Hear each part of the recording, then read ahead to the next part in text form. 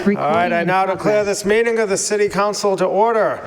Please note, as the longest-serving City Councilor and not the oldest, pursuant to our new charter, I hereby call this meeting of the City Council to order on this Thursday, May 14th, 2026. Please note that video and audio of this meeting will be recorded and may be shown live on local cable access government channels and the City of Somerville website.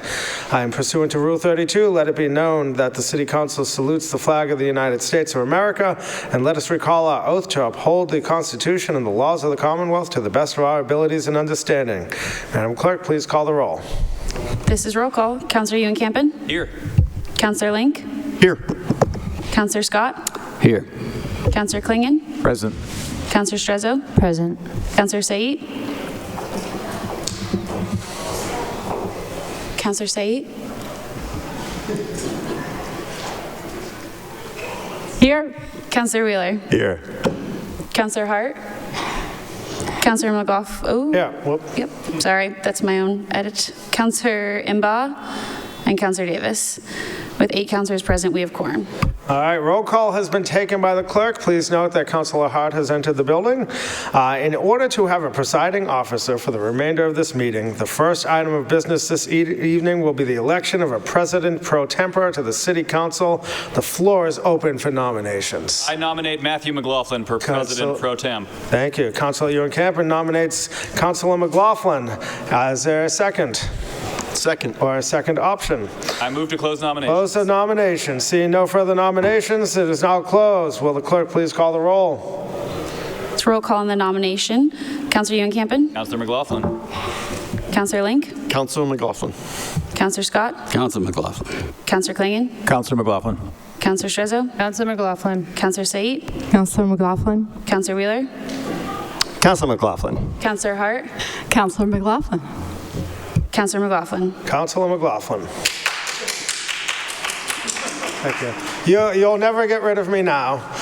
For those of you in the audience who don't know what's going on, President Davis and Vice President Mabau could not be here today, so as the oldest councillor, I am going to be the president for this meeting. We will begin this meeting with a moment of silence. Councillor Strezzo. I wish to have in our thoughts, our prayers, and our minds Vera Ventura, who passed a couple of weeks ago. She was an incredible woman and a friend, and she was someone who was just this incredible advocate in so many directions, in so many ways. She was a community builder. She was not just she was the real deal, and she was this fierce spirit that just will never be able to be replicated. It's been a long couple of weeks just crying, and I think very deeply about her family and her friends and her loved ones as well, who are trying to make sense of this loss.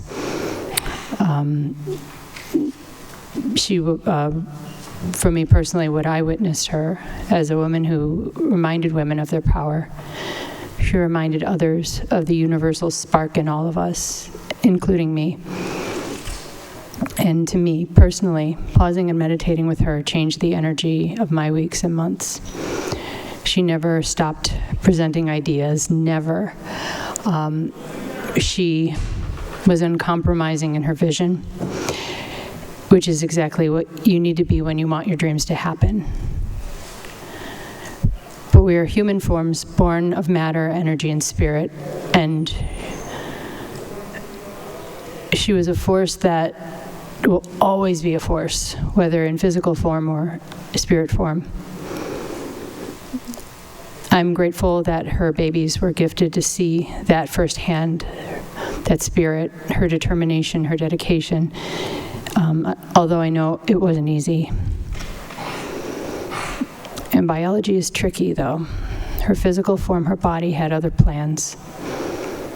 And she had survived and kicked cancer's butt so many times that it was just kind of assumed that she would just always continue to just persevere. And so we got comfortable in the fact that it was still cancer.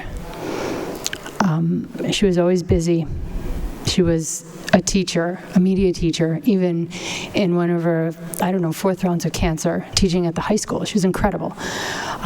She inspired all these high school kids. It was great. Her body may have caused her to pause or recalibrate sometimes, but she never stopped until she had to stop.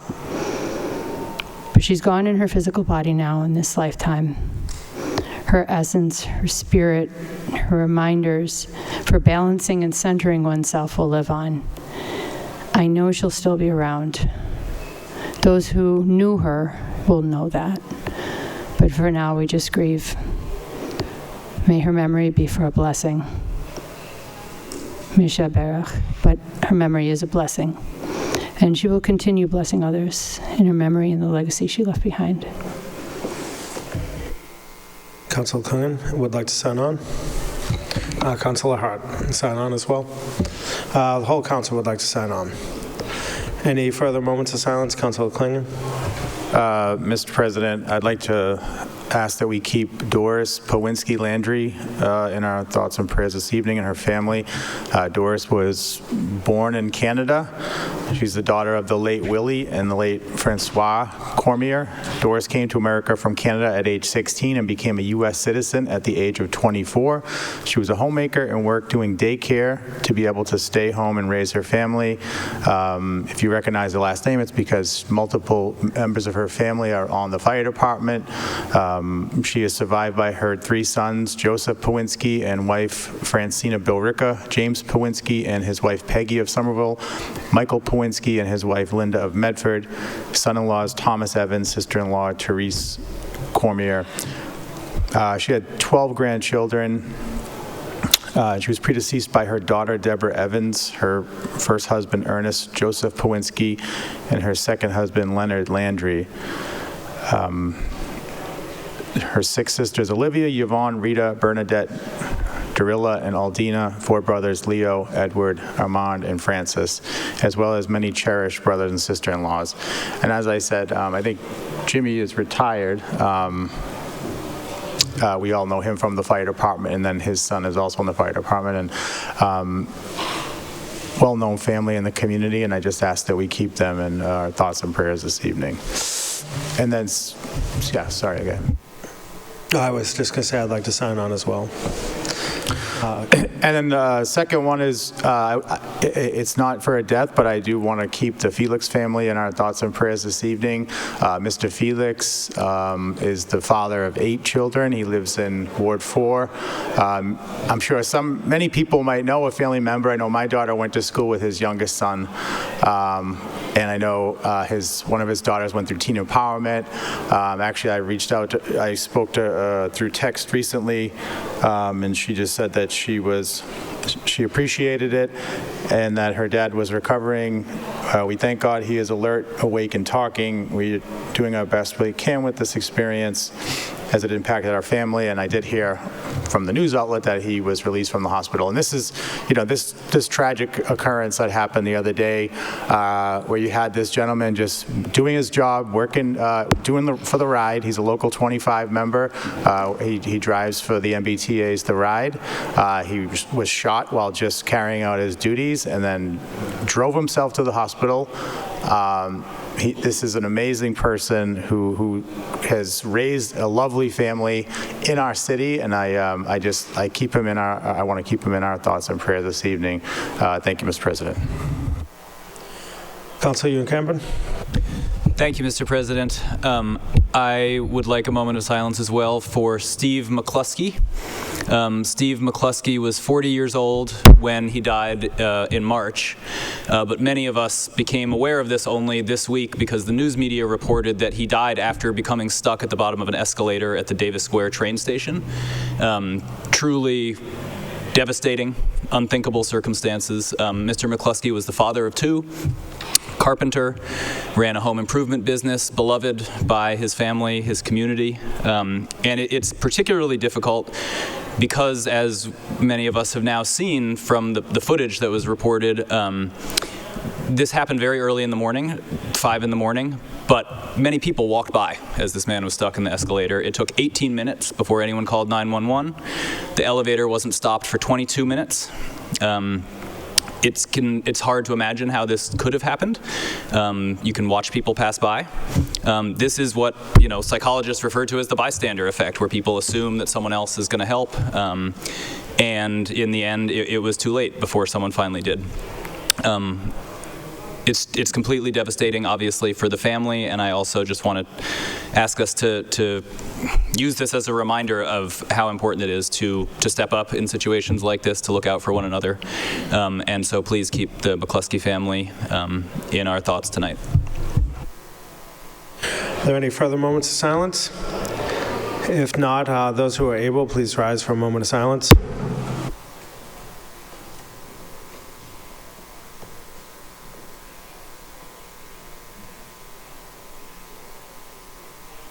Please be seated.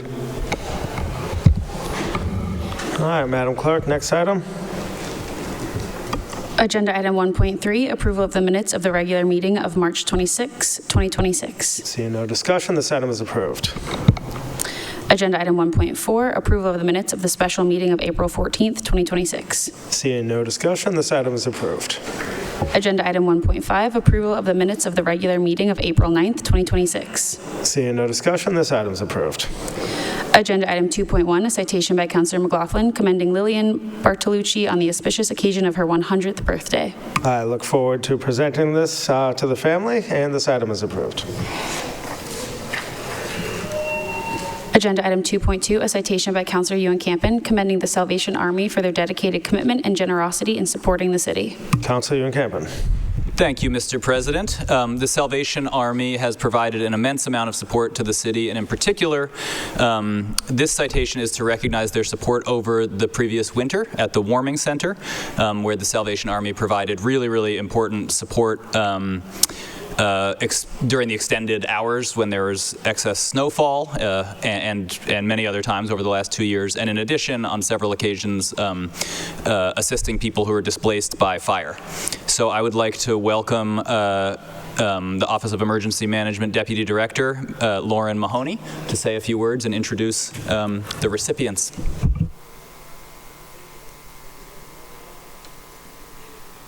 Councilor Ewan Campen would like to sponsor a speaker.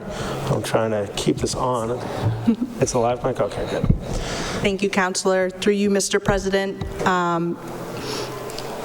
During this National Salvation Army Week, Somerville Emergency Management extends our sincere appreciation for the Salvation Army's valued partnership and commitment to service.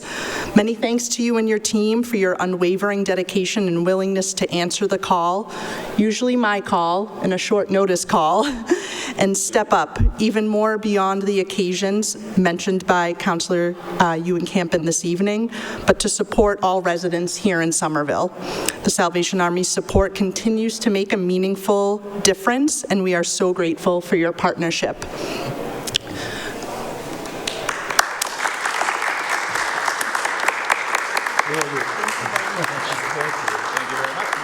Thank you very much. Would you mind grabbing a picture with us? Okay, that'd be wonderful. And if you would love to be in it as well. There we go. Thank you. Great. Say a few words. You're welcome. You don't have to. I'm a little shy, but not really. I haven't been. Please give your name, sir. I haven't been to a council meeting since my father was a city councilor in Waltham. But I would like to say thank you to the City of Somerville, and we continue to look forward to working with you and helping the community as much as we can. Appreciate it. Thank you. Could we have your name for the record? Oh, my name is Andrew Duffy. Andrew Duffy. Good Yes. name. We're going to have another Duffy coming up soon. Uh-oh. Thank you. Agenda item 3.1, a grant of location from Eversource, applying for a grant of location to install 10 feet of conduit in Hudson Street from utility pole 202/9 to a proposed new handhole next to 135 Hudson Street. All right, so we have 3 public hearings for utilities. I declare this public hearing open. Is there anyone in the audience who wishes to testify on this item? Please step forward and give us your name and address. My name is Katja Henderson. I live at 135 Hudson Street. I am in a butter to the location where the EV parking is going in. I'm supportive of the EV parking. My concern is there are driveways for 135 and 139, and so I just want to make sure that we are keeping those in mind when we're thinking about where the parking goes. I think the current plan shows the parking potentially shifting closer to those driveways, and so I just have concerns about egress in and out of those active parking spaces. All right, thank you. Is there a representative from Eversource Energy remotely testifying? Jackie Duffy of Eversource Energy, you have the floor. How are you today?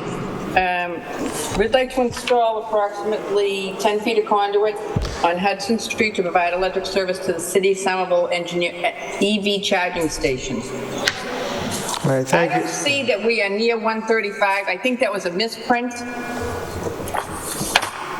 On the, if you look at the plan, the feed is going from pole 202 over 4 over to number 17 Hudson Street. I think 135 was a misprint. Okay, it says next to 135. Yeah, I'm seeing 19 Hudson Street, 17 Hudson Street. That's not what the drawings show. The drawings show the kind of labyrinth, as it's called. I'm sorry, can you speak into the mic? We got a little echo, too. Yeah, there's a little echo. The drawings show the labyrinth, as it's called in Hudson Street, which is where Hudson Street zigs. That is my house. It's 135. The drawings show 135 and 139 Hudson Street. Okay. Which ward is this? I believe Councilor Said? Yeah, through you, Mr. President. It says 135 Hudson Street on the City Council agenda, item 3.1. And so I'm not sure why we're talking about 17 Hudson. I'm not too sure. Could we lay this one on the table and have a side discussion about this? Sure. Are you able to do that, Jackie? Sure. Okay, we're going to lay this on the table, do the other 2 public hearings, and we won't take it up until your issue is addressed. Okay. Thank you. That'll work. This item's laid on the table. Next item. Next item, 3.2, a grant of location from Verizon New England, applying for a grant of location to install 4 feet of conduit in Pearl Street from existing manhole 44 over 52A to a proposed new handhole next to 115 Pearl Street. I now declare this public hearing open. Is there anyone in the audience who wishes to testify on this item? I can't hear you, sorry. Alexander, coming remote.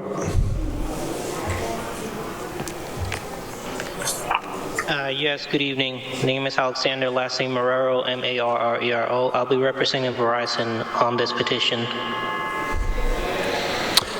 All right. Is there anyone in the audience who has any questions or comments on this item? Seeing none, this public hearing is closed. Any discussion from the council? This is my ward, and I will move to approve. Next item. Agenda item 3.3, a grant of location from Verizon New England, applying for a grant of location to install 61 feet of conduit in Medford Street from existing manhole 44 over 430 to a proposed new handhole next to 350 Medford Street. All right, and now declare this public hearing open. Is there anyone in the audience who wishes to testify? Alexander. Yeah, I'm representing Verizon again. Basically, we are requesting to place 61 feet of new 4-inch conduit to meet a new shared handhold at the base of the street light. Was everyone able to hear that? Basically read the order item. Any other comments from the public on this item? Seeing none, I declare this public hearing closed. Any discussion from the council? Councilor Klingon? Yeah, thank you, Mr. President. Through you, I know this is technically Ward 3, but I'm just curious, what exactly is this for? Alexander, can you answer that? Yeah, so this is for an existing cell site located at the intersection of Medford and Pearl Street. Basically, right now it's being fed by Crown Castle Fiber, so we're trying to get it over to Verizon Fiber. So we need a new conduit to connect it to the Verizon network. Okay. So it's just for a cell service? Yeah, a small 5G cell site. Is it for cell service, sir? Yes. Oh, okay. Thank you. Okay. Seeing no further discussion, this item is approved. Are we all set, or do you need more time, Councilor Said? Mr. President, I would like to send item 3.1 to licenses and permits for discussion. Okay, item Could I 3.1 talk, will be please? referred to licenses and permits, so this will be referred to a separate committee for discussion, and no vote will be taken until it comes back from Excuse committee. me. Jackie Duffy. I apologize, that was my fault. I had the wrong plan in my folder. It is for 139 and 135. That was my bad. And it's 10 feet of conduit. Okay, this one still says 135 and not 139, so it sounds Yes, like it's there's still some 135. questions. It is 135, but wasn't that a better from 139? Okay. Councilor Said. Through you, Mr. President, to Jackie Duffy. Jackie Duffy, it is 135. However, we're talking about a concern regarding the plans that were designed and approved by the engineering department. I'm sending it to committee so that we can have staff from engineering in committee to speak to the concern before we approve it as a council. Okay, perfect. Thank you, but that part was my bad about the other. I had the wrong sketch in there, I'm sorry. All right, thank you. So this item will be referred to the License and Permits Committee. I'd thank like you to very take a much. couple items out of order. Item 6.A.1, which is confirmation of appointments report, and item 2.3, which has to do with UCTIF. Seeing no discussion, Madam Clerk, please read the next item. Agenda item 6A1, a report of the Committee on Confirmation of Appointments and Personnel Matters meeting on May 4th, 2026. Councilor Hart. And if we can, I know a number of firefighters in the audience, if someone could tell them to come in. Sorry, Councilor Ewan Camp, you're the chair. I thought you were the chair. Mr. President, I am not the chair, but the chair is not here, so I'm the vice chair. The Confirmation Committee has a number of recommendations before us tonight. We're thrilled to have before us tonight 3 candidates for promotions within the fire department: Dennis Sullivan to District Fire Chief, Michael Marino to Fire Captain, and Sean Marquis to Fire Lieutenant. We'll take them up in just a minute. And I also just want to mention we have a number of other important confirmations. We approved the confirmation of Logan Brill and Valerie Locker to the Conservation Commission, Eric Weissman to be the Commissioner of the Department of Public Works, and Courtney Henderson to be our next city clerk. This is the last city council meeting with Kim Wells as our clerk. We are very lucky to be in good hands, and we are very sad to not have Kim Wells as our city clerk anymore. We love you, Kim. With that, I ask that the committee report be accepted as submitted. Seeing no discussion, the committee report is accepted as submitted. So now I know we have a number of families here for the promotions. You want to take it, clerk?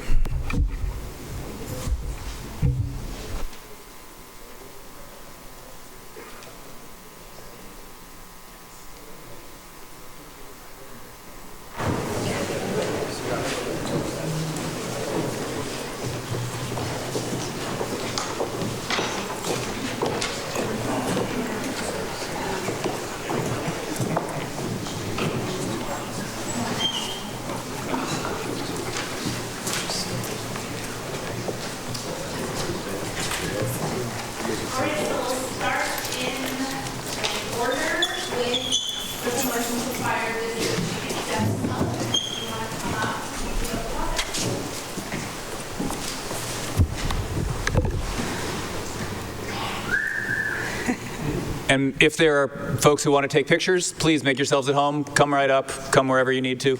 You're all welcome to come up and take pictures. And we'll also do a recess after this to take family photos. Thank you. Let me have you raise your right hand. Do you solemnly affirm to faithfully perform the duties incumbent on you as District Chief for the Fire Department in the City of Somerville, Commonwealth of Massachusetts, under the pains and penalties of perjury? I do. All right, then I'm going to have you sign right next to where your name is printed up there. And then give me 1 second to sign.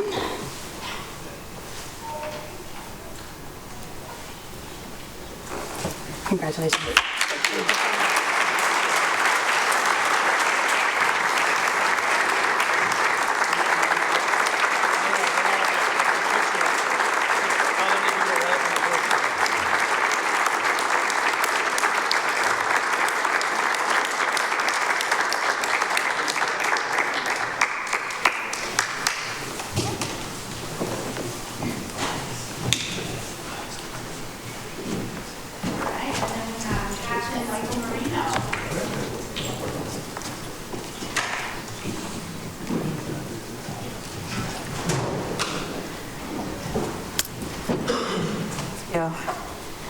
Do you solemnly affirm that you'll faithfully perform the duties incumbent on you as captain for the fire department in the city of Somerville, Commonwealth of Massachusetts, under the pains and penalties of perjury? I do. Okay, then you'll sign right next to where your name is printed, right there. And give me just a second to sign.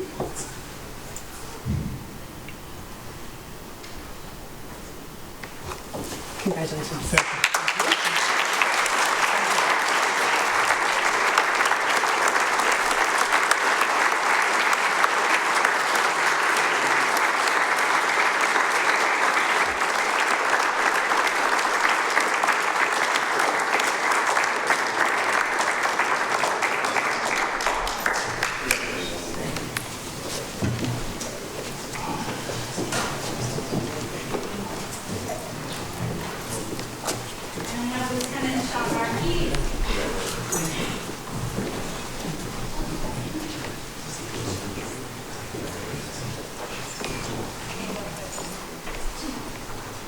Do you solemnly affirm that you'll faithfully perform the duties incumbent on you as lieutenant for the fire department in the city of Somerville, Commonwealth of Massachusetts, under the pains and penalties of perjury? I do. Okay, and you'll sign right next to where your name is printed, right there. And then I will sign.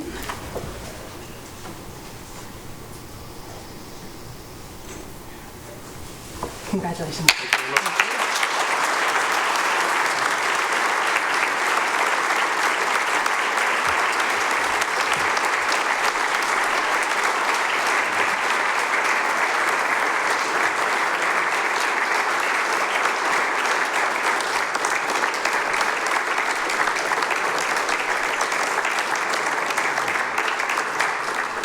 We're going to take a brief recess. If anyone wants to take photos in the middle.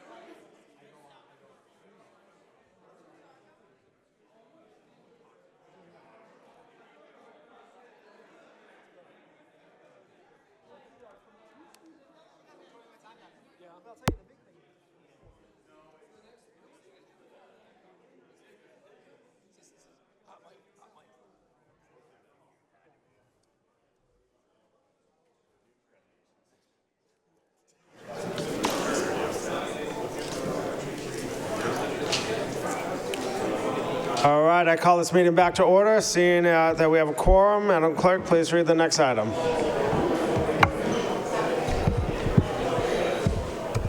Agenda item 7.3, a request of the mayor requesting approval of the Urban Center Housing Tax Increment Financing UCTIF Zone Plan and Form of Agreement for Assembly Square and East Somerville. All right, do we have a representative from the city to discuss this item? Oh, got quiet. Thank you, Mr. President. My name is Katie Weiss. I am an economic development planner with the OSPCD. So UCTIF is a tool to incentivize affordable housing development, particularly on vacant lots and vacant commercial spaces. And we are proposing this tool for parts of East Somerville and Assembly Square. We recommend this to be forwarded to the Land Use Committee. Since there are no financial components at this time, we are simply looking to define a geographic zone within which this tool could be used in the future. And I look forward to hearing more questions and talking about this further at a committee. Thank you. So there's no presentation today, correct? Not today. Are there any general questions about this before I refer it to committee? Councilor Unkampen. Thank you, Mr. President. So through you, just so I understand and the public understands, this is not like a TIF for a project. And if this were ultimately to be approved by the City Council, individual projects would then come to the council for consideration for, does the city want to enter into a TIF agreement with a specific project? But in order to get there, we need a map first? Okay.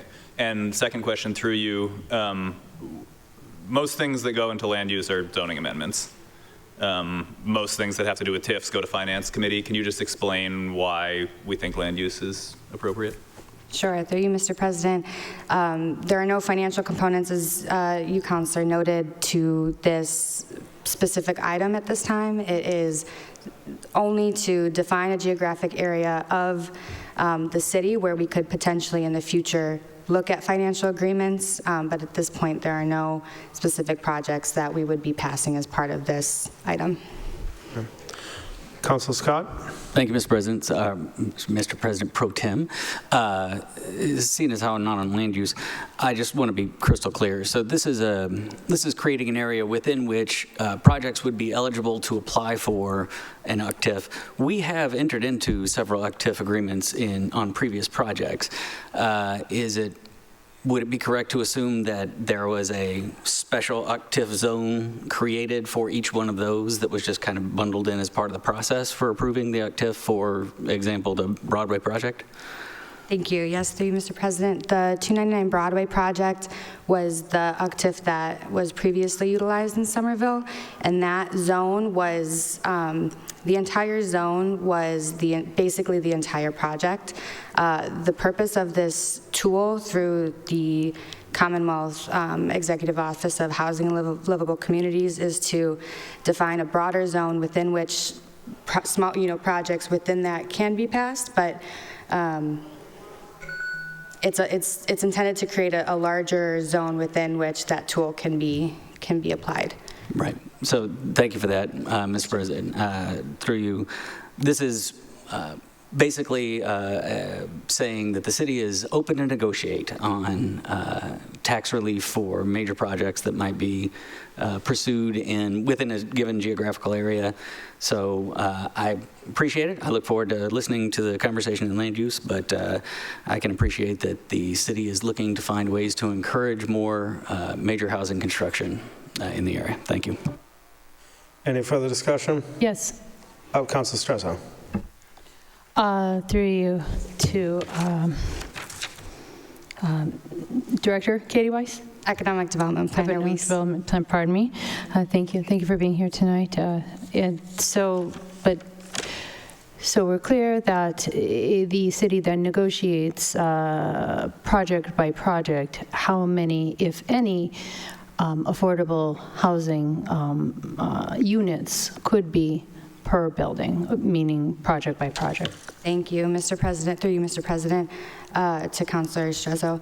Any project that, to even qualify for this program underneath the Commonwealth's requirements, it has to qualify for it. The intention is to create affordable housing, and one of the ways that we can do that is to meet existing inclusionary zoning requirements, which in Somerville is 20%. So any project that does come through the program would have to be approved by the council, and any project that comes through would need to meet minimum affordable housing requirements. Through you to, okay, am I missing something? From what I understand, pardon me, through to Katie, and this is not a grilling, but that means that certain projects with economic development can negotiate to have no affordable housing or units at 110% AMI or only 110% AMI or only, or certain, I don't know, 3 units of 30% AMI with each potential project is, pardon me, through you. Am I missing that? Because everything that I have... Thank you, through you, Mr. President. That is not the case. They would have to meet Somerville's inclusionary requirement, which is 20% affordable inclusionary units on the tiered system that we have with the City of Somerville, according to the zoning ordinance, which is at multiple different tiers, not just 110. This is not to override our existing inclusionary zoning ordinance. It is a minimum that must be met. Through you to our presenter. We can talk further about this. From what I understand, then each project will be negotiated with the, yes, thank you, Director Tom Calicanti. I mean, no, it's great to work together, but. Yeah, through you, Mr. President. This program has nothing to do with our existing inclusionary housing zoning ordinance. So nothing we would enter into an agreement about would have any impact on our existing 20% inclusionary requirement. Okay. Separate. Okay. And so, so each project that is negotiated with the city, correct? And so I am asking, through you, to OSPCD, that who is at the table representing the city does include our housing department and our Office of Housing Stability, both the housing director and Office of Housing Stability in that negotiating table. I think that with them on the ground, knowing all of the variables of what's going on with housing insecurity, housing displacement, et cetera, I think that opinion is essential. Can we get a commitment to that? Through the President, we have had a team approach to develop this zone that included housing stability, including members of the community, including some elected officials, and including staff in economic development and in OSPCD. So that's the approach we take, because this is a project that would have economic development impacts and housing impacts. But like I mentioned before, this has no impact at all on our existing rules regarding inclusionary housing.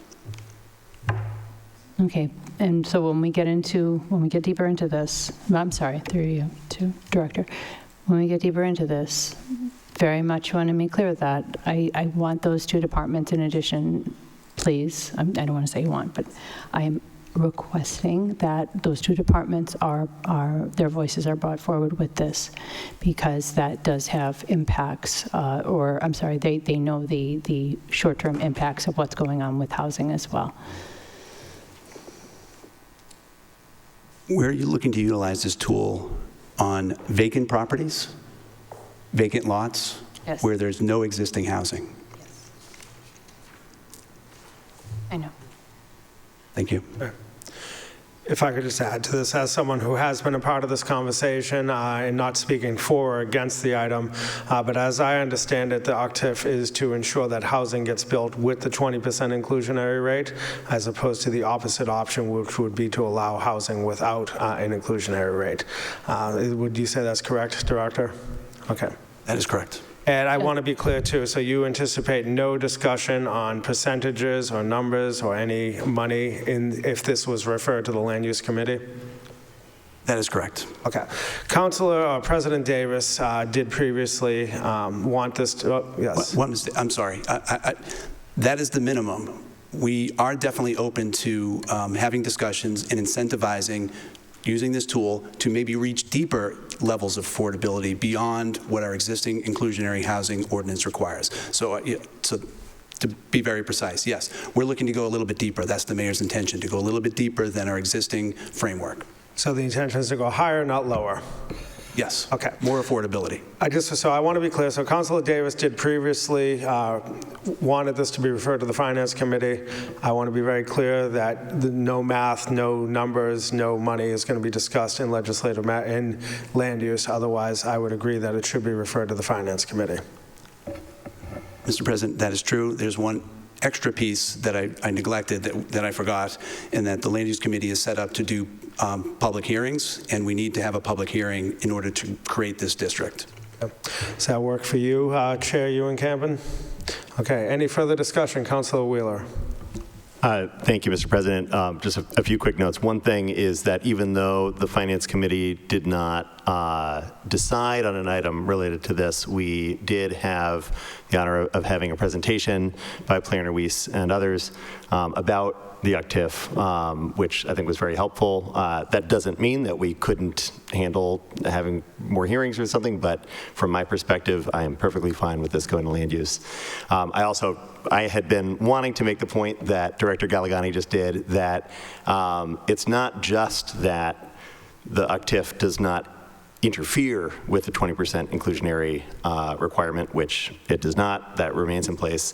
It also offers this opportunity to go for more affordability, and that comes at a cost. It comes at a cost of these deferred taxes, but as part of a vision that's been articulated by the mayor and others of trying to go above the 20% inclusionary, 20% affordable subsidized units in new housing developments in order to try to get the city as a whole to have a higher percentage of affordable units.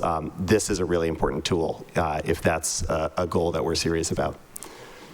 And I'll add, too, that any future negotiations would have to be approved by the mayor and the city council, correct? That is true, and our intention is to recommend that this come to land use, but any agreement that we negotiate, we expect would go through the Finance Committee because there would be financial implications. Okay. Any further discussion? Seeing none, this item is referred to land use. Thank you. Thank you. Next item. That brings us back to the order of the agenda. Agenda item 4.1, a resolution by Councilor Mbah and Councilor Hart that the administration, the executive director of the Office of Strategic Planning and Community Development, the director of Health and Human Services, the director of the Office of Housing Stability engage with leadership of St. James Church to explore opportunities for partnership between the city and the church to activate underutilized space for community serving purposes. Councilor Hart. Thank you. So the St. James Church is right in Teal Square, and they have a beautiful building and space and that is underutilized, and they're very open to working with the city. So we'd love to see this conversation happen. And which would that be? I would suggest sending it to HCDE if the chair is open to that. Wonderful. Seeing no discussion, this item is referred to Housing and Community Development and all the other letters involved. It's approved with the copy sent to approved with a copy. Thank you so much. Agenda item 4.2, a resolution by Councilor Mbah and Councilor Hart that the Director of Mobility install speed bumps on Elmwood Street and assess whether closing the street to non-residents during rush hours would be possible and useful to reduce the cut-through traffic to and from Cameron Avenue. Councilor Hart. Thank you so much.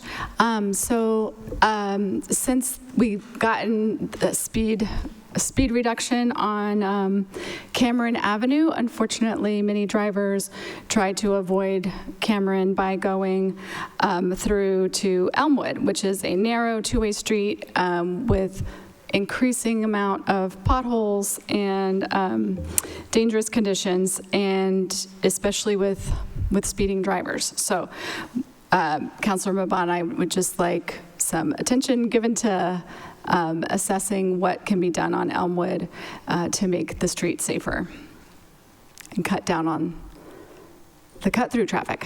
So can we refer this to traffic and parking? Seeing no further discussion, the item is approved with a copy sent to traffic and parking. Agenda item 4.3, a communication by Councilor Mbah conveying a report of the Job Creation and Retention Trust Fund. This item is placed on file. Agenda item 4.4, a resolution by Councilor Said and Councilor Klingon that the Director of Public Works place a portable restroom at Hoyt Sullivan Playground. Councilor Said. Mr. President, I would like to send this to Sustainability and Infrastructure. Parents have reached out to both myself and Councilor Klingon on asking why this playground was not selected. So I would like to hear from PSAF on that, and and also figure out a solution if ADA compliance is the reason why this playground was not selected. Councilor Campen. Thank you, Mr. President. Through you, thank you very much. As the parent of two children who spend a lot of time there, I'd like to co-sponsor this. And I'd also just like to put on the record for this discussion, right across the street is beautiful Junction Park, which has a lot of flat ADA accessible. So if it's not possible for a truck to back into Hoyt, that's another perfect location that's across the street. All right. Seeing no further, Councilor Link would like to sign on. I'd like to add that my son goes to this park as well. He refers to it as the Woods Park. Not the train park, it's the Woods Park. Seeing no further discussion, this item is approved and will refer to Public Health and Safety. Oh, no, wait, Sustainability and Infrastructure, I apologize.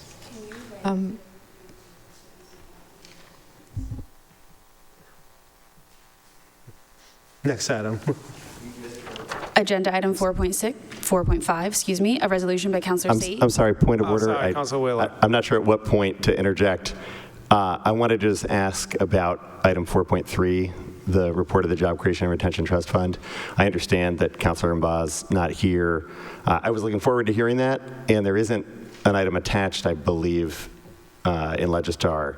Is that something where we'll get a chance to hear that report, or am I just wrong about it not being there? Madam Clerk? Is that?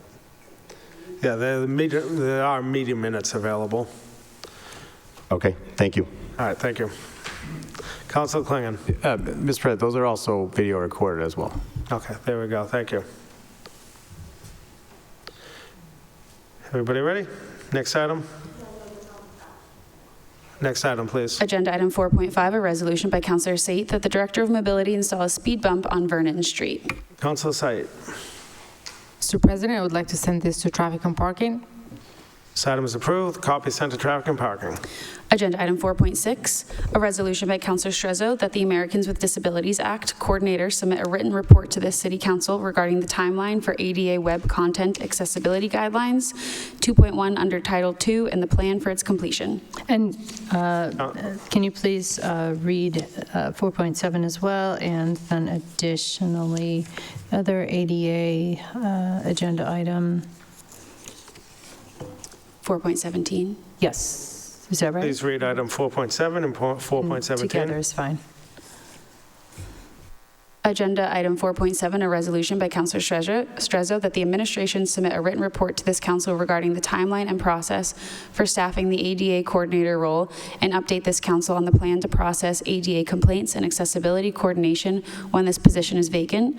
And agenda item 4.17, a resolution by Councilor Link that the chief information officer provide this council with a summary report on the current accessibility status of city-operated digital properties, including websites, platforms, and portals, and share there are any plans to ensure new properties comply with the web content accessibility guidelines using principles like accessibility first design. Councilor Strezzo. Thank you. At least I prefer to send these all to committee. However, in addition, I'm open to having, if don't want to put anyone on the spot, but if the administration has any input on who is taking the ADA accessibility complaints, ideas, or information in the vacant position, I know this is important for all of us to get back to our constituents, so happy to create that space. If not, we can just talk about it in committee. However, we're here now, might as well talk about it the second. I got a head nod that says they're not send it to committee? Okay, no problems. We'll send this, these items all approved and sent to Councilor Klingon and Councilor Link, sorry. Thank you, Mr. President. I'd like to sign on to all three. I want to thank the councilor for bringing this forward. I know, I don't want to misspeak, but my understanding is that the deadline for compliance was we recently passed, and I have faith that the administration is working on this. I just like to know, how close we are and what exactly, how long before we're in full compliance on our websites. As for the ADA coordinator, again, I don't want to misspeak, but it's not 100% clear to me, because this was brought to my attention as well, and it's been said that it names in the legislation specifically have an individual human person that you can talk to, and not just like a generic email address. So it's important that we get that position, whether it's somebody that's currently in the administration who could, be listed as the ADA point of contact for ADA compliance. Thank you, Councilor Strezzo. Councilor Link. Thank you, Mr. President. I'm really hoping that we can get it sounds like, so the WIG CAC or whatever, however you pronounce it, it's my understanding is that it passed and was extended, but we still have to do it because we're going to run into it again, and regardless of whether or not the deadline is extended, it's a service that we should be making sure that our residents should have access.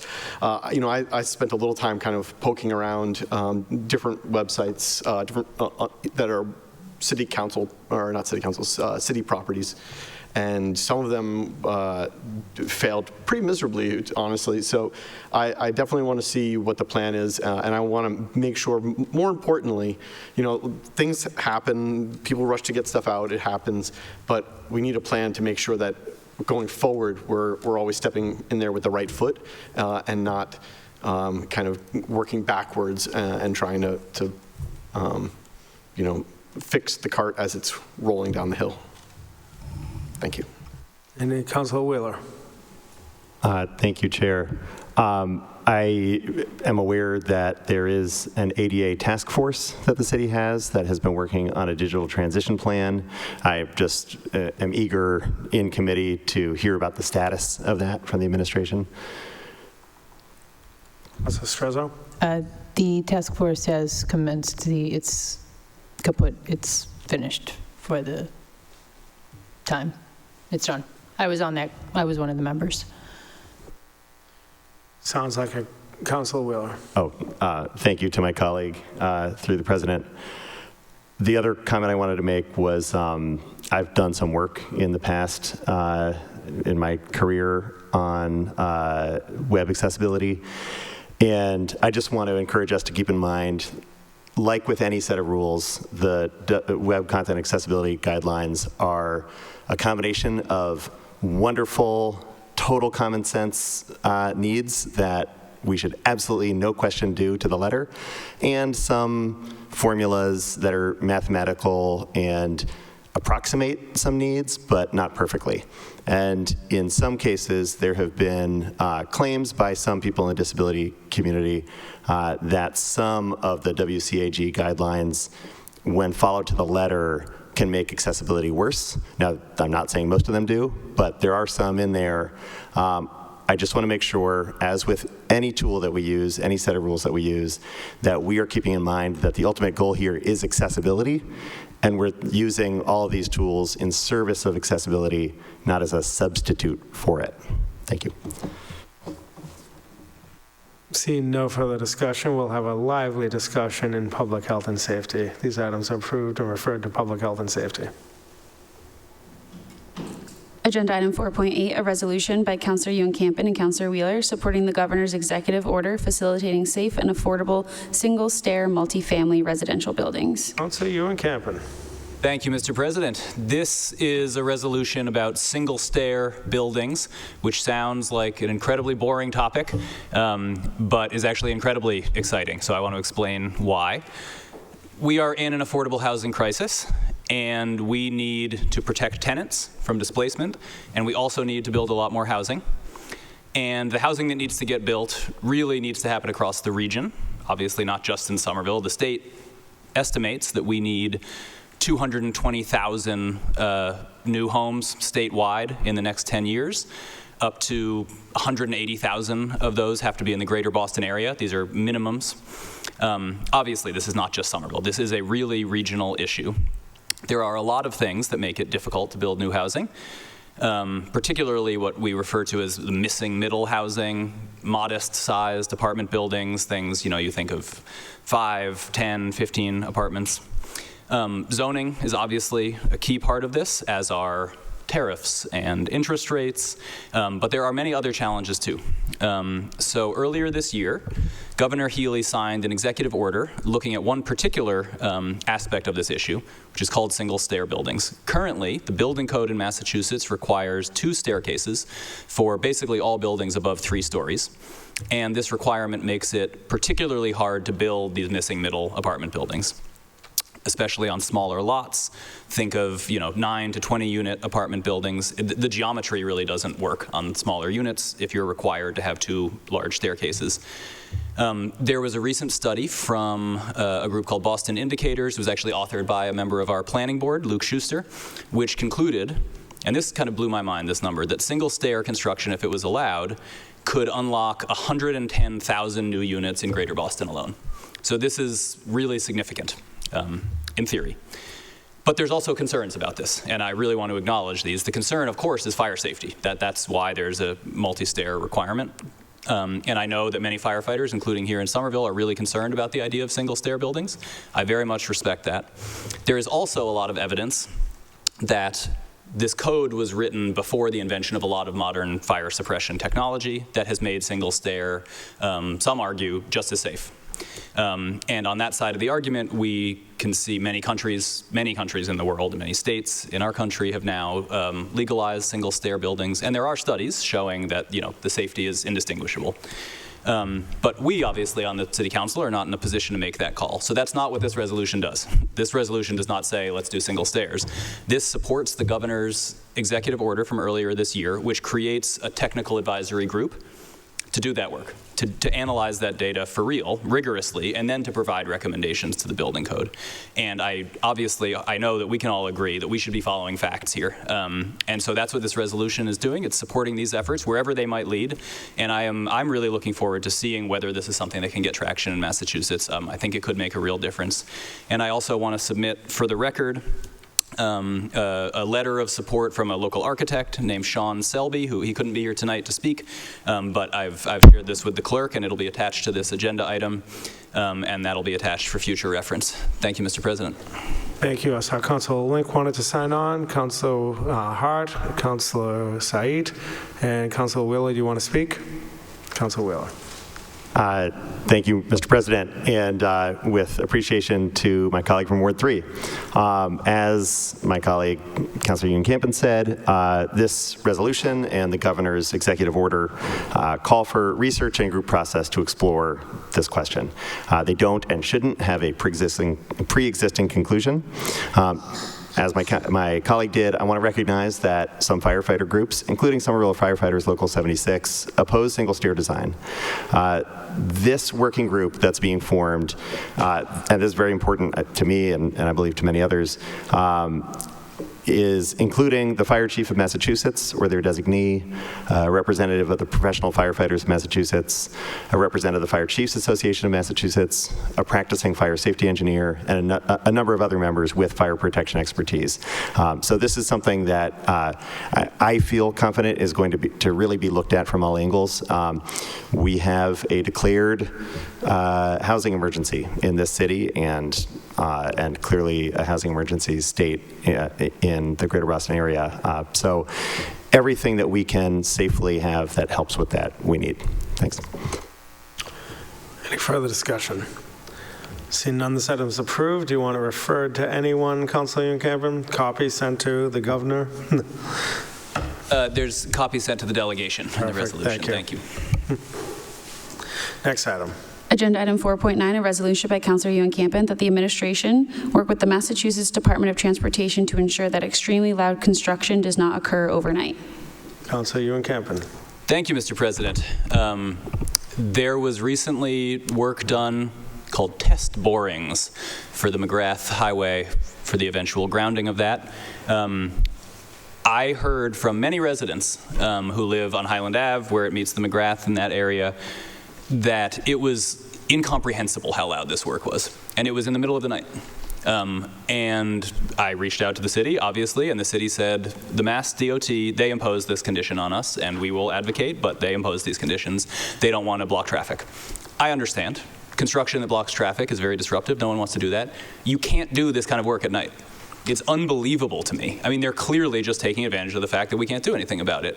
There are kids that can't sleep, little kids. It's just completely outrageous. I don't know how to make them accountable to us, but it blows my mind that they're doing this in the middle of the night. And I just really want our city to emphasize this over and over to the DOT. This is not an acceptable option. Councilor Link. Thank you, Mr. President, and thank you for my colleague in Ward 3. This happens not too far from me. I luckily was away while it was happening, but many of my friends who live in that area described how awful it was and it wasn't, just to be clear, this isn't just one terrible night. This was like 10 nights. That kind of prolonged sleep deprivation is actually has truly measurable bad impacts on people physically and mentally.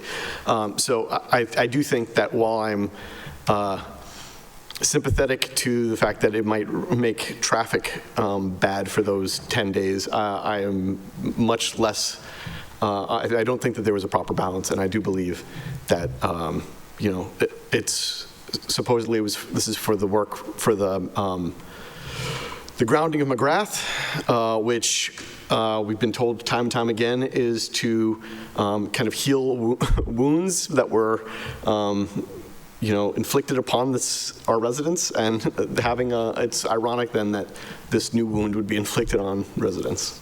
Thank you. Councilor Scott. Thank you, Mr. President. I'm happy to co-sign on to this, and I just say I'm sure that the residents of the Hill there have the sympathies of the residents of Brick Bottom, who endured midnight work on the GLX for a very, very long time without even the excuse of blocking a public right-of-way. So this is just to say cheekily that it's an ongoing disrespect that happens, and I'm hopeful that this administration will be better at interfacing with the state than previous ones were to help spare our neighbors from some of these disruptions. Thank you. Any further discussion? Seeing none, the item is approved.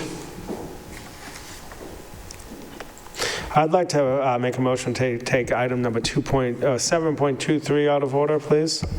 We have some people in the audience for this.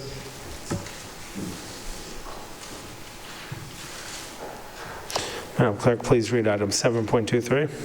7.23, a mayor's communication proclaiming that the week of May 10th through May 17th, 2026 is Taiwanese American Heritage Week.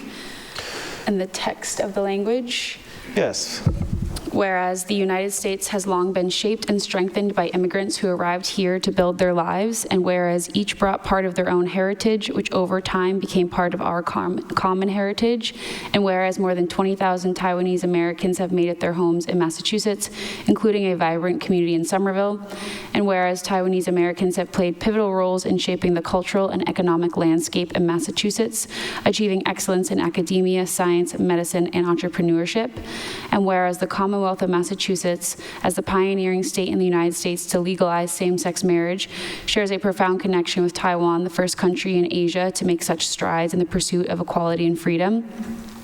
And whereas the year of 2026 marks the 47th anniversary of the enactment into law of the 1979 Taiwan Relations Act, which, together with the 1982 Six Assurances, forms the cornerstone of U.S.-Taiwan relations, and whereas Taiwanese Americans are proud of their roots and heritage defined by a quest for freedom, democracy, and self-determination, and whereas Taiwan has consistently demonstrated resilience and perseverance in the face of ever-growing geopolitical challenges, and whereas this week recognizes the long-standing friendship between the United States and Taiwan, now therefore be it known to all those present that the mayor of the city of Somerville respectfully proclaims May 10th through the 17th, 2026 as Taiwanese American Heritage Week, proclaimed on this 14th day of May 2026 by Mayor Jake Wilson. Thank you. Seeing no further discussion, the item is approved. Thank you all for attending. Sorry to keep you waiting. You could speak if you like. I don't want to put you on the spot. Thank you for... I'll come to the podium.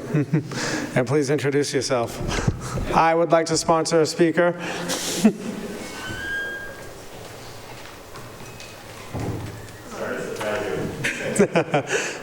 My name is Sonia Huang. I live on 435 Washington Street, and I just want to express gratitude for everyone for being, such a supportive and diverse community.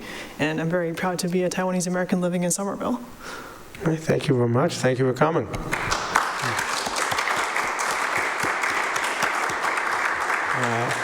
This item is approved. Back to the regular. Agenda item 4.10, a resolution by Councilor Hart that the Executive Director of the Office of Strategic Planning and Community Development develop and share with the public a list of all the spaces that are available for community use, including and especially those that are part of private developments. Councilor Hart. Thank you, President. So I know in Ward 7 we have the Kala building, which is private development, but there are spaces that are part of it that are available for public use. But I think not enough people know about that to take advantage of it. And my understanding is that this is true throughout the city in a lot of private developments. So I would love to see a centralized location where people can find out and you take full advantage of these spaces that have been negotiated, maybe one-off, but are a big benefit. So, yes. Oh, sorry. You have the floor. I was just going to say to HCD. All right. Councilor Klingon and then Councilor Strezzo. Thank you, Mr. President. I'd like to sign on to this, and I'd like to say, and hopefully, again, hopefully I'm not misspeaking, but my understanding is that it's been said to me in the past, and I've actually utilized this, was when a project, when an entity takes CPA money, that also opens the door to public use. Like I had meetings at the temple before, Temple B'nai B'rith, who we helped get an elevator installed there. So, and I don't know that that's every property that takes CPA, so that's probably something that will come out of that conversation that could be helpful, that may unlock other spaces that people may not even realize that they could hold a public meeting at, so long as it's ADA compliant. Councilor Strezzo. Thank you. And I want to thank, and I would like to sign on to this as well, I want to thank Councilor Hart for putting this forward, because this is one of those historical knowledge fun facts of the city. Like Councilor Klingon, I forgot your name for a second. Through you to Mr. President, I forgot your name for a second, Councilor Klingon. Anyhow, and that's true, and you're so right, and I'm so glad you brought this forward because, right, it's like those that know or remember and those that don't because you just have lost the conversation or have been in the conversation or not. For instance, that the public storage building, that little room in Ward 1, that is technically one of those spaces, ADA accessible. The Partners building has a space. For a long time, and I don't know if this is still, Mr. President, I don't know if this is still accurate, but the Stop and Shop over on McGrath Highway had a space on the second floor that sometimes way back in the day, community groups used to have meetings in. And so just random weird spaces, but are totally accessible to as community spaces. And you're right, we should be using these. We should at least know about them. And I'm very happy to have the conversation in my committee, but also I'm hoping that we can find a city employee to not only keep the database up, but a website that is accessible, or heck, maybe posting at a library every so often or updating once or twice a year or something. I think we definitely should be finding ways that we can enhance the community and find spaces for each other to connect. So right on, thank you. Councilor Link. Thank you, Mr. President. Through you, I was just going to basically say that we should have a website that has this at the end result, but yeah, been done. All right, thank you. Councilor Klingon. Thank you, Mr. President. Just for the record, the storage place, that was part of the Mystic Task Force settlement, and that actually requires a little bit of a fee for the guy to come down, so that's not completely, but it is available to the public to use, but it's not free. Councilor Wheeler. Thank you, Mr. President. Someone discussing this with me pointed out that events at these private public places would help bring people in who could then be familiar and come back. So one of the many great ideas that this conversation opens up. Thanks. Any further discussion? Seeing none, this item is approved and sent to Housing Community Development. Agenda item 4.11, a resolution by Councilor Hart that the Director of Water and Sewer provide an overview of the water and sewer metering and billing practices. Councilor Hart. Thank you. So we've had some great discussions in some of the committees lately in terms of that have really been useful to me, where about crossing guards and 311, and I thought the water and sewer and the metering and the bills are things that constituents have asked me about and I wish I knew more about. So I thought it would be great to have a public kind of educational moment about these issues, and I would like it sent to sustainability and infrastructure where there are other issues related to water metering and billing before the committee. Any discussion? Councilor Said. Through you, Mr. President, Councilor Hart, thank you for putting this resolution forward. Earlier this year, like January, February, March, so many of my constituents have reached out about water bills, interest, they're accumulating, and I had to help every single one of them and make sure that's sorted out. So one request I would like to make is for the for staff to speak to the folks who have a W on their bill. So these are the old meters. My colleagues know the whole story of the old meters, but we still have constituents, who are not aware that if you have a W on your bill, it means that you have an old meter, and if it's not replaced, then I would like staff to speak to that, because we know that those bills are increasing, and also the accumulating interest if you don't pay them. Making sure that's made very clear. Thank you. Seeing no further discussion, the item is approved and sent to Sustainability and Infrastructure. Agenda item 4.12, a resolution by Councillor Wheeler, Councillor Link, Councillor Klingon, and Councillor Mbaugh that the Director of Planning, Preservation, and Zoning consider revising the demolition review cutoff date to 1945 rather than a date relative to the present year. Councilor Wheeler. Thank you, Mr. President. I will try to keep this brief and not go down too many rabbit holes. As just a bit of background, people are probably familiar that, like a lot of cities, Somerville can designate specific properties and sort of sets of properties in an area as historically preserved. But in addition to that, there is what's called the Demolition Review Ordinance, which was originally passed in the 90s and then revised in the late 2010s and 2020. And that says that, for buildings that are not on that specific historical preserved list, but are old enough to make you want to double check first, that before you might demolish a house or a building and build a new one there, you have to file with the city and indicate this intention, and it gives our friends at OSPCD a chance to do a little research, find out, is there some historical significance here, do a report. That does not obligate the owner of the property to not demolish, but if they want to work with OSPCD on this, they can work out a plan right away in a timely fashion. If they don't, there is an 18-month waiting period. Now, when this was originally passed in the 90s, the cutoff for what's included was 50 years ago. So at that time, that 50 years ago was I think 1946, maybe. I may be getting the year wrong by a year or two.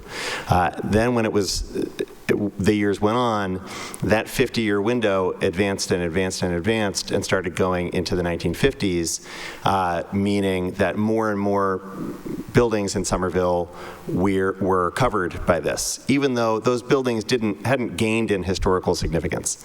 And that, I think, was not really an intention of the original ordinance. Then in the late 2010s, it was picked up sort of, among other intentions, to say we should revise this to kind of move the date back. And it was changed from a 50-year window to 75 years, so that it would not include quite so many more recent buildings built in the 50s.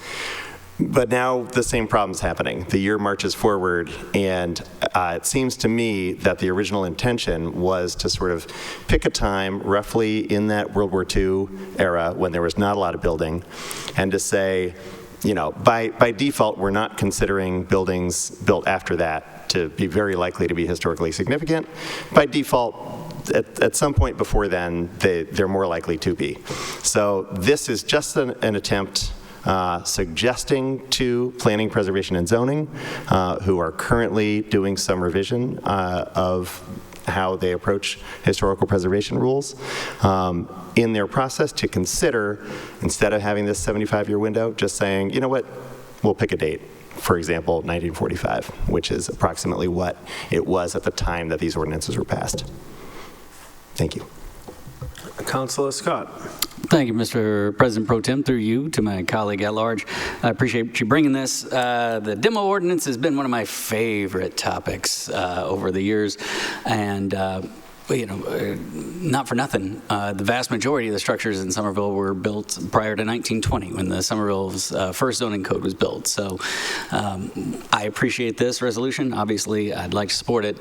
But while we're rethinking our demo delay ordinance, I would encourage the planning department to think bigger, particularly given the amount of friction that it provides in the housing production process and how nearly every structure in Somerville currently falls under that extensive delay provision. So I'm glad to hear that the planning department is revisiting those rules, and hopefully we can make some progress.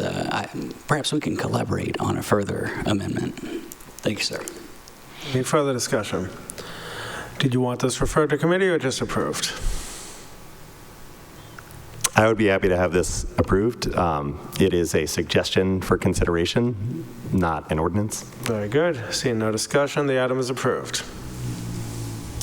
Agenda item 4.13, a communication by Councillor Wheeler conveying the existing body-worn camera policy. Councilor Wheeler. Thank you, Mr. President. This is entirely just an FYI. I don't have any point that I'm making by filing this.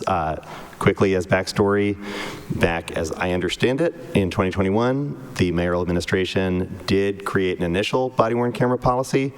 Body-worn cameras were not implemented that year, but the policy remained, though to my knowledge, it was not posted on the city website. In the course of recent conversations about body-worn cameras, some keen-eyed members of the public have pointed out that the city's recent grant application about body-worn cameras mentions including the existing body-worn camera policy, which raises the question of, wait, what is that policy? Where is it? I asked, and the city attorney's office readily and helpfully provided it to me and pointed out it's a public record. It's not needing to be redacted at all. Not seeing any other way for me to promptly make this document available to people who have been asking about it and are interested, I'm submitting it as a communication today. Thanks. Any discussion? Seeing none, the item is placed on file. Agenda item 4.14, a zoning ordinance by Councillor Davis, Councillor Ewan-Campen, Councillor Klinging, Councillor Link, and Councillor Mbaugh, proposing amendment to section 211 of the zoning ordinance regarding homeless shelters. Councillor Ewan-Campen. Thank you, Mr. President. This was led by Councillor Davis, and he reached out to me today just to ask me to say just a very brief introduction to this before we send it to land use. So as many of us are aware, there was a lot of attention around a potential homeless shelter in Davis Square recently.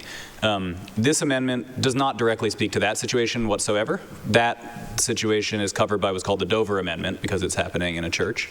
But it started a conversation, right, around should we relook at where and we do and don't allow homeless shelters in the city. So this is Councillor Davis's attempt to put that into ordinance so that we can have a discussion about it, about changing those rules. And that's what this is, and I ask that it be referred to land use with a copy to planning board, please. Thank you. Councilor Hart wanted to sign on, as well as Councilor Said and Wheeler. I guess we can just approve it right now. No, we will refer this to the land use committee with a copy sent to the planning board. Agenda item 415, a resolution by Councillor McLaughlin that the Commissioner of Public Works install a street light at the corner of Tufts and Washington Streets near the East Somerville Station crosswalk to increase visibility and pedestrian safety. If I can speak from the floor, because we do not have a vice president right now, I would like this to just be approved, and I'm looking at Liaison Radasi, that this is a simple request that I don't need a full discussion on, but I hear the DPW is more open to it. Could I get a head nod that you will talk to the DPW Commissioner? Thank you very much. This item is approved. Agenda item 416, a resolution by Councillor McLaughlin that the Director of Mobility use urban neighborways art on Perkins Street in front of the playground to increase pedestrian safety. So I would like this one referred to traffic and parking, and the reason why is this is a little playground in the neighborhood. I've been told that we can't put a crosswalk there. A speed bump is on the list for maybe a year, but some community artwork I think would go really far in slowing down traffic on this two-way street. So I would like to get input from the city on this. This item is approved with a copy sent to traffic and parking. Agenda item 4.18, an order by Councillor Link and Councillor McLaughlin that the Commissioner of Public Works provide an update to this council on improvements made to custodial staffing at the East Somerville Community School. Councillor Link. Thank you, Mr. President. This is just a follow-up item to conversations that we've been having in the School Buildings, Facilities, and Maintenance Committee to, make sure that we're taking care of our kids. You want? Sorry, if we could refer that to the School Buildings, Facilities, and Maintenance Committee. Okay. This seeing no discussion, this item is approved. Was sent to the Schools Committee. Agenda item 4.19, an order by Councillor Link and Councillor McLaughlin that the Commissioner of Public Works provide an update on the improvements made to the temperature in the Edgerly Education Center cafetorium and kitchen following the installation of the air conditioning unit. Councillor Link.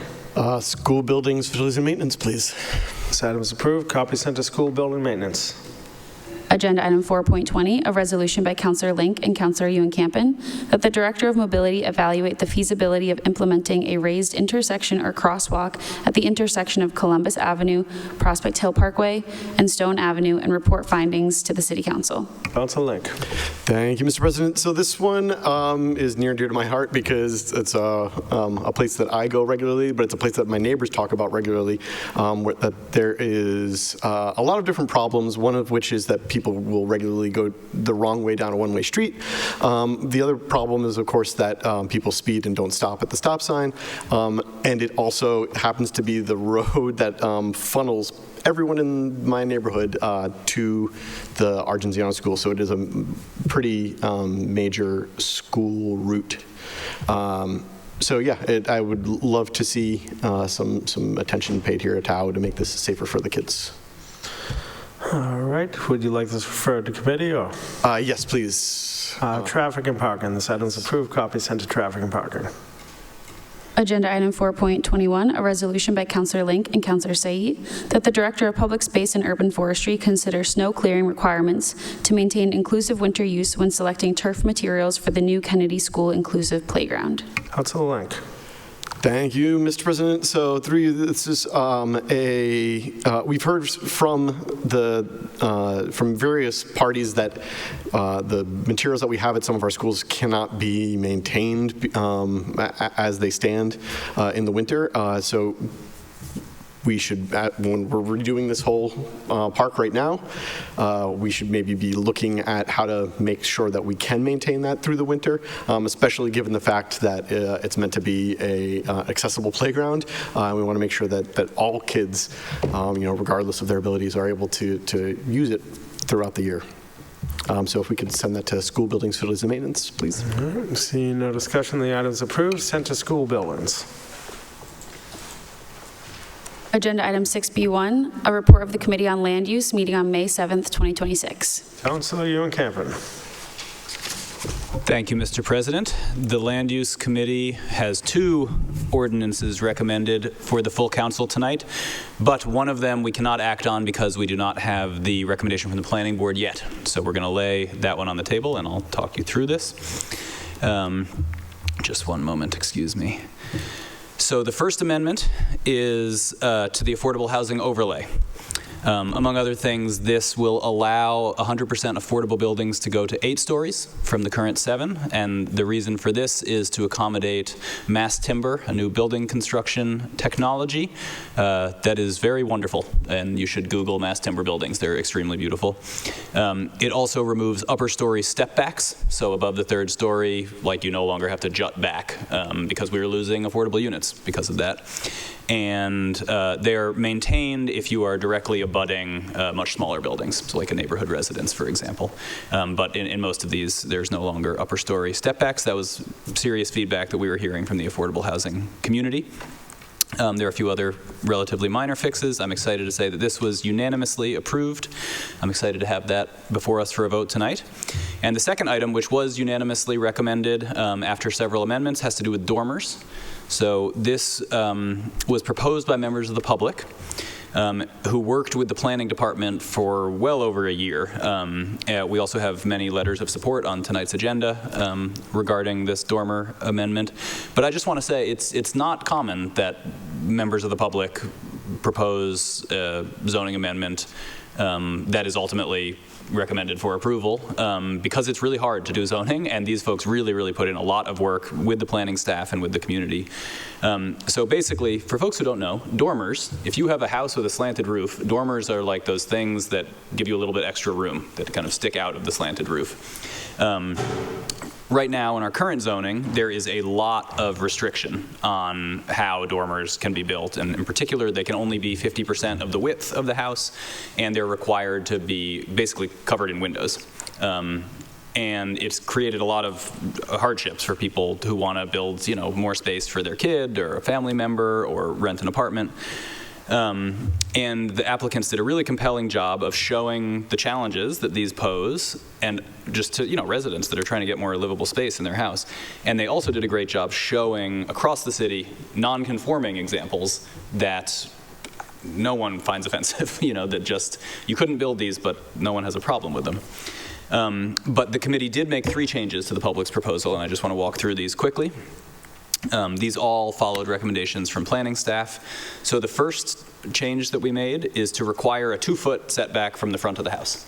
Now this sounds minor, I think it is minor, but basically without a front step back, basically you can turn any building into a cube, is what that would mean. Not exactly a cube, but basically a cube. Not to say there's never a time and place for that, but we really felt like these are dormers. They should look like dormers. You still have a house like this that has dormers. So it's 2 feet. But I think it does actually make quite a bit of difference in the architecture, and the committee agreed. The second change that we made, this is actually not really even related to dormers, but there was an independent part of the proposed amendment that would allow any building in NR, except backyard cottages, to be 3 stories.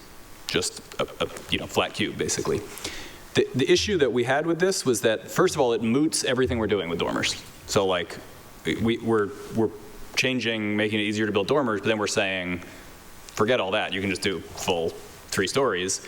And what that would mean in practice is that all these regulations are fully moot, because you go to ISD and they'd say, yeah, you can do anything up to 3 stories. That's how zoning works. If the maximum is like a flat roof, you can do anything under that.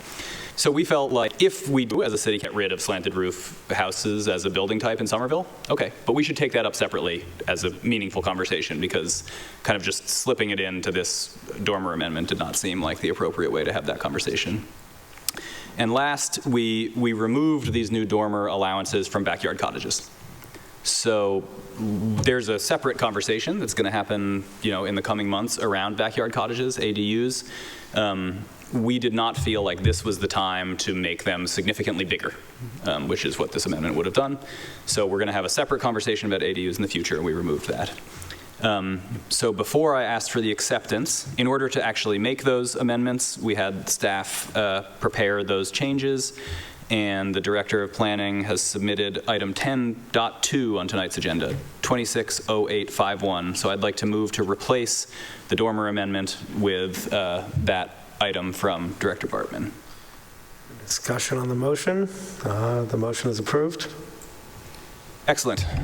And the affordable housing overlay, there was like a very minor amendment that we made, but that was actually made to the text. So with that, I think I'd like to ask for the committee report to be accepted. All right. Sever. Okay, so I move to sever the dormer amendment, which is, do you have the item for that, Madam Clerk? The one that we're not going to do tonight is the dormers, excuse me. It's 6B3. So I'd like to sever this so that we can lay it on the table, because we cannot act on it tonight. Seeing no discussion, the item is severed. And now we will approve the committee report. Seeing no discussion, the committee report is approved as submitted.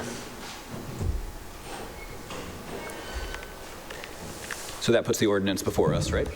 The affordable housing overlay ordinance? I think where 6B3 is the dormers. That we are laying on the table. Oh, you're referring to the other item. Yep. 6B2. Yes, and that puts 6B2 260204 in front of the body for enrollment and ordainment. And on enrollment, Councillor Unenkampen. Yes. Councillor Link. Yes. Yes. Councillor Scott. Yes. Councillor Klingon. Yes. Councillor Strezzo. Yes. Councillor Said. Yes. Councillor Wheeler. Yes. Councillor Hart. Yes. Councillor McLaughlin. Yes. Councillor Mbaugh is absent, and Councillor Davis is absent. And on ordainment, Councillor Unenkampen. Yes. Councillor Link. Yes. Councillor Scott. Yes. Councillor Klingon. Yes. Councillor Strezzo. Yes. Councillor Said. Yes. Councillor Wheeler. Yes. Councillor Hart. Yes. Councillor McLaughlin. Yes. Councillor Mbaugh is absent, and Councillor Davis is absent. The item is ordained. All right, and now we have the severed item in front of us. Mr. President, if I may, that was our first zoning amendment of this city council. I'm glad that it has to do with affordable housing. It'll lead to more affordable housing getting built. Congratulations to us. And yes, I move to lay item 6B3 on the table until our next meeting, please. Okay. Seeing no discussion, the item is laid on the table for the next meeting.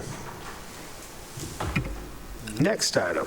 Agenda item 6C1, a report of the Committee on Legislative Matters meeting on April 28th, 2026. Councilor Scott. Thank you, Mr. President. We met for a brisk and productive 2 hours on that evening. All members were in attendance. At this meeting, the topics of conversation were the 2025 Surveillance Technology Annual Report, as well as 2 surveillance technology impact reports, one for something called Crime Tracer and one for body-worn cameras. The Surveillance Technology Annual Report is a very interesting document that I encourage everybody in the community to read, which goes through all of the different surveillance technologies that have been approved for use within the city of Somerville, how many times, for example, they were used, in what manner they were used, what was done with the data. It's very helpful, and it's also intended to include some information about how much it costs us to operate these surveillance technologies.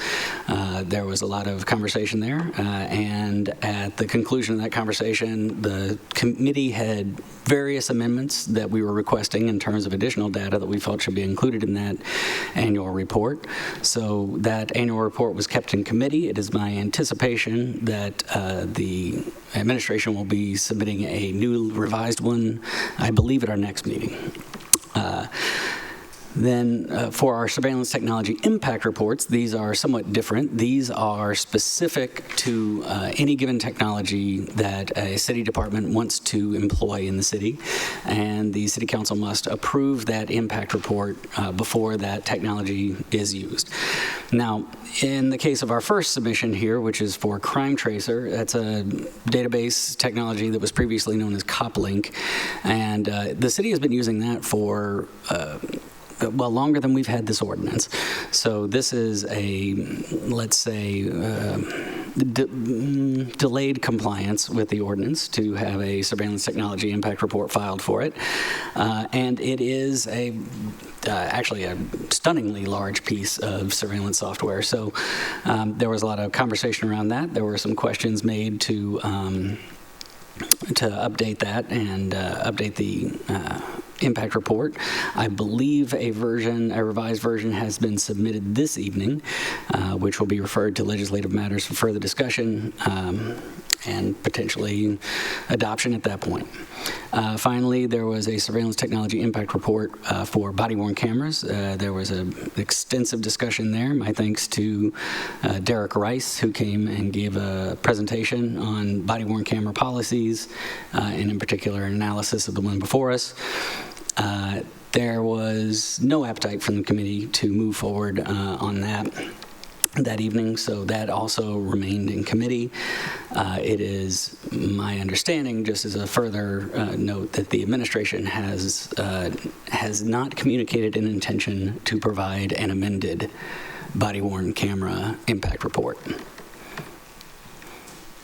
So they're going with what they sent us. With that said, I would request that this committee meeting be accepted as submitted, with all items either remaining in committee or marked work completed for the items that were sent, the public comment items. Any discussion on the committee report? Seeing none, the committee report is accepted as submitted. Agenda item 61, a report of the Committee on I'm sorry, I see a roll call vote for one item.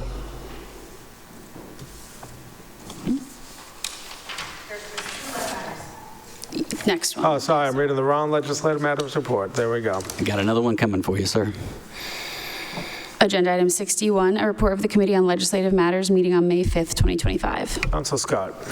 Thank you. Back to back, because we had a bonus week this month and we've had a lot of items.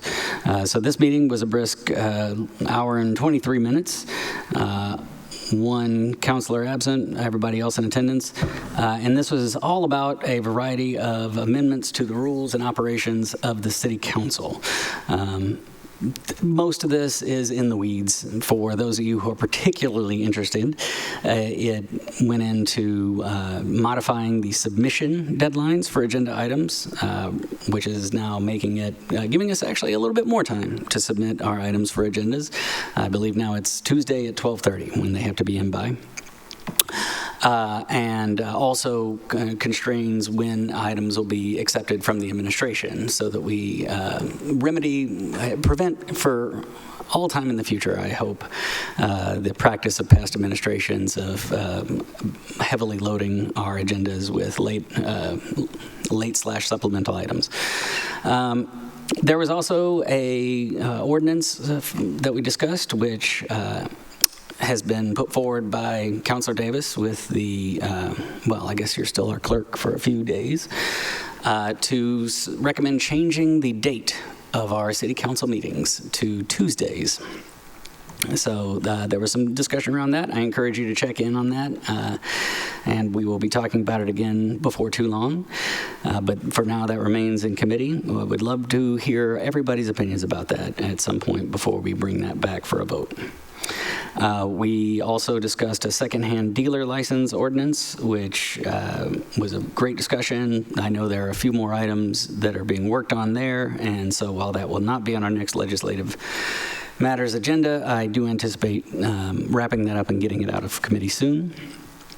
And then the final thing to be kept in committee was the prohibition on the use of taxpayer funds for self-promotion. I know that was something that Councilor Davis and then Councilor Wilson put forward. But COM still wants to go over it and make sure that they understand all the guidelines and what the exceptions are. So I guess we'll hold on to that one as well, sir. So that does give us one item for a roll call vote that was recommended to be approved. That would be the deadline for submission of agenda items. And with that, I request the report be accepted as submitted. All right, on the committee report. I would like to add my 2 cents about the Tuesday versus Thursday meeting change. I personally think if it's not broke, don't fix it. I'm satisfied with Thursdays. I think the whole city, their schedule operates around this Thursday, late Thursday, early Friday schedule. That's just my opinion. I would love to hear the city's opinion in these meetings, so I just want to share my 2 cents on that. Seeing no further discussion, the committee report is accepted as submitted. And that puts agenda item 64, 260354, the rule 4 of the rules of the City Council be amended to update submission deadlines for agenda items consistent with the provisions of the open meeting law. Councilor Ewan-Campen. Yes. Councilor Link. Yes. Councilor Scott. Yes. Councilor Klingon. Yes. Councilor Strezzo. Yes. Councilor Said. Yes. Councilor Wheeler. Yes. Councilor Hart. Yes. Councilor McLaughlin. Yes. Councilor Mbaugh is absent. Councilor Davis is absent. The item is approved. All right, next item. Agenda item 6E1, a report of the Committee on Licenses and Permits meeting on May 13th, 2026. That's Councilor Hart. There we go. Yes, thank you. Right committee this time. Yes, we had a short meeting yesterday evening with one item agenda. We did recommend approval for the Eversource grant of location on Kent Street, and we did put in a condition for the leaning pole, which is slated to be repaired soon, we understand. Through you, Mr. President. Councilor Scott. So could you read us the condition that was added to the permit? Pardon me. I actually don't have it with me at the moment. Could, through you, Mr. President, would it be possible for the clerk to read that? Which item? The condition on the grant of location, item 26-0525. You got that, Madam Clerk? Yes, give me one moment and I can pull it up.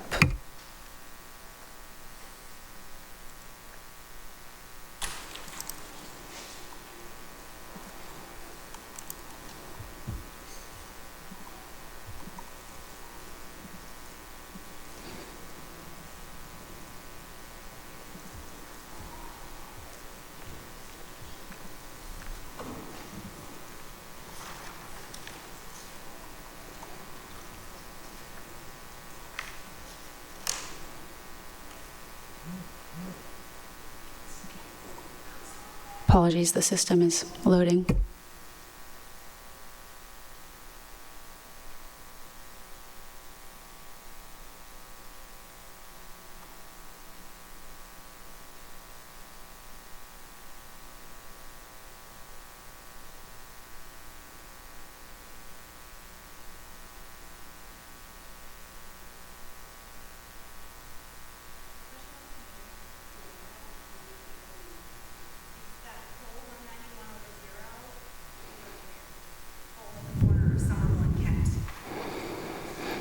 All right, so the condition, just for anybody who didn't have a microphone there, it was for pole 191-0 to be repaired.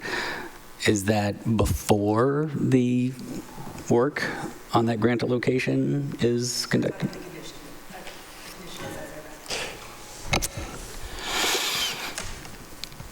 All right, this seems like a grand experiment, Mr. President Pro Tem. Let's see if a condition requiring a pole to be repaired actually results in that pole being repaired.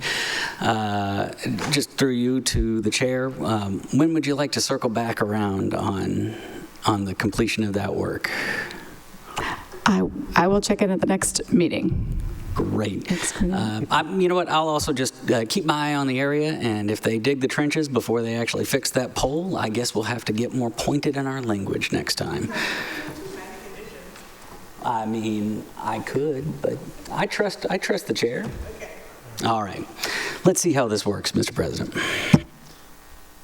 Madam Clerk, this will be the last time I ever tell you should step up to the podium when you speak. Don't make me say it again.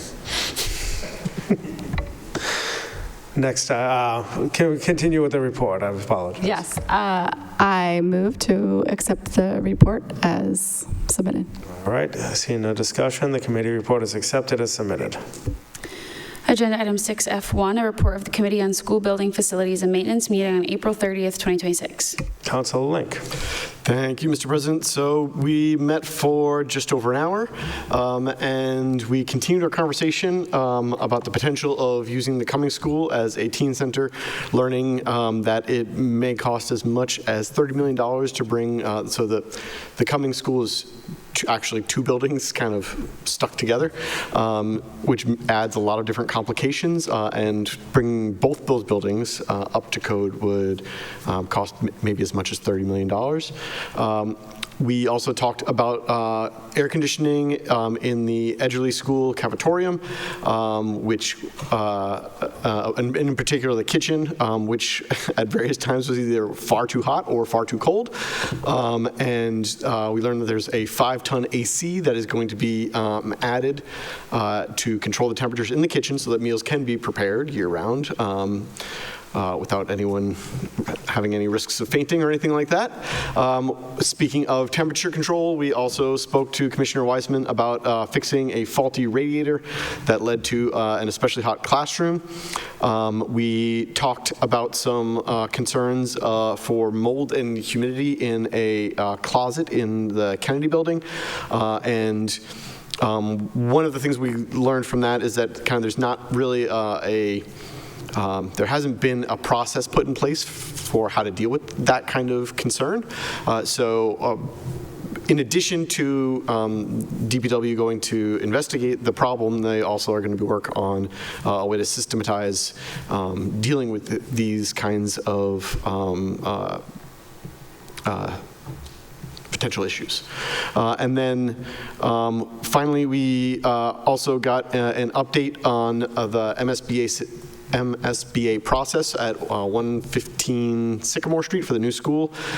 We learned that the MSBA wanted more information, and the really great news was that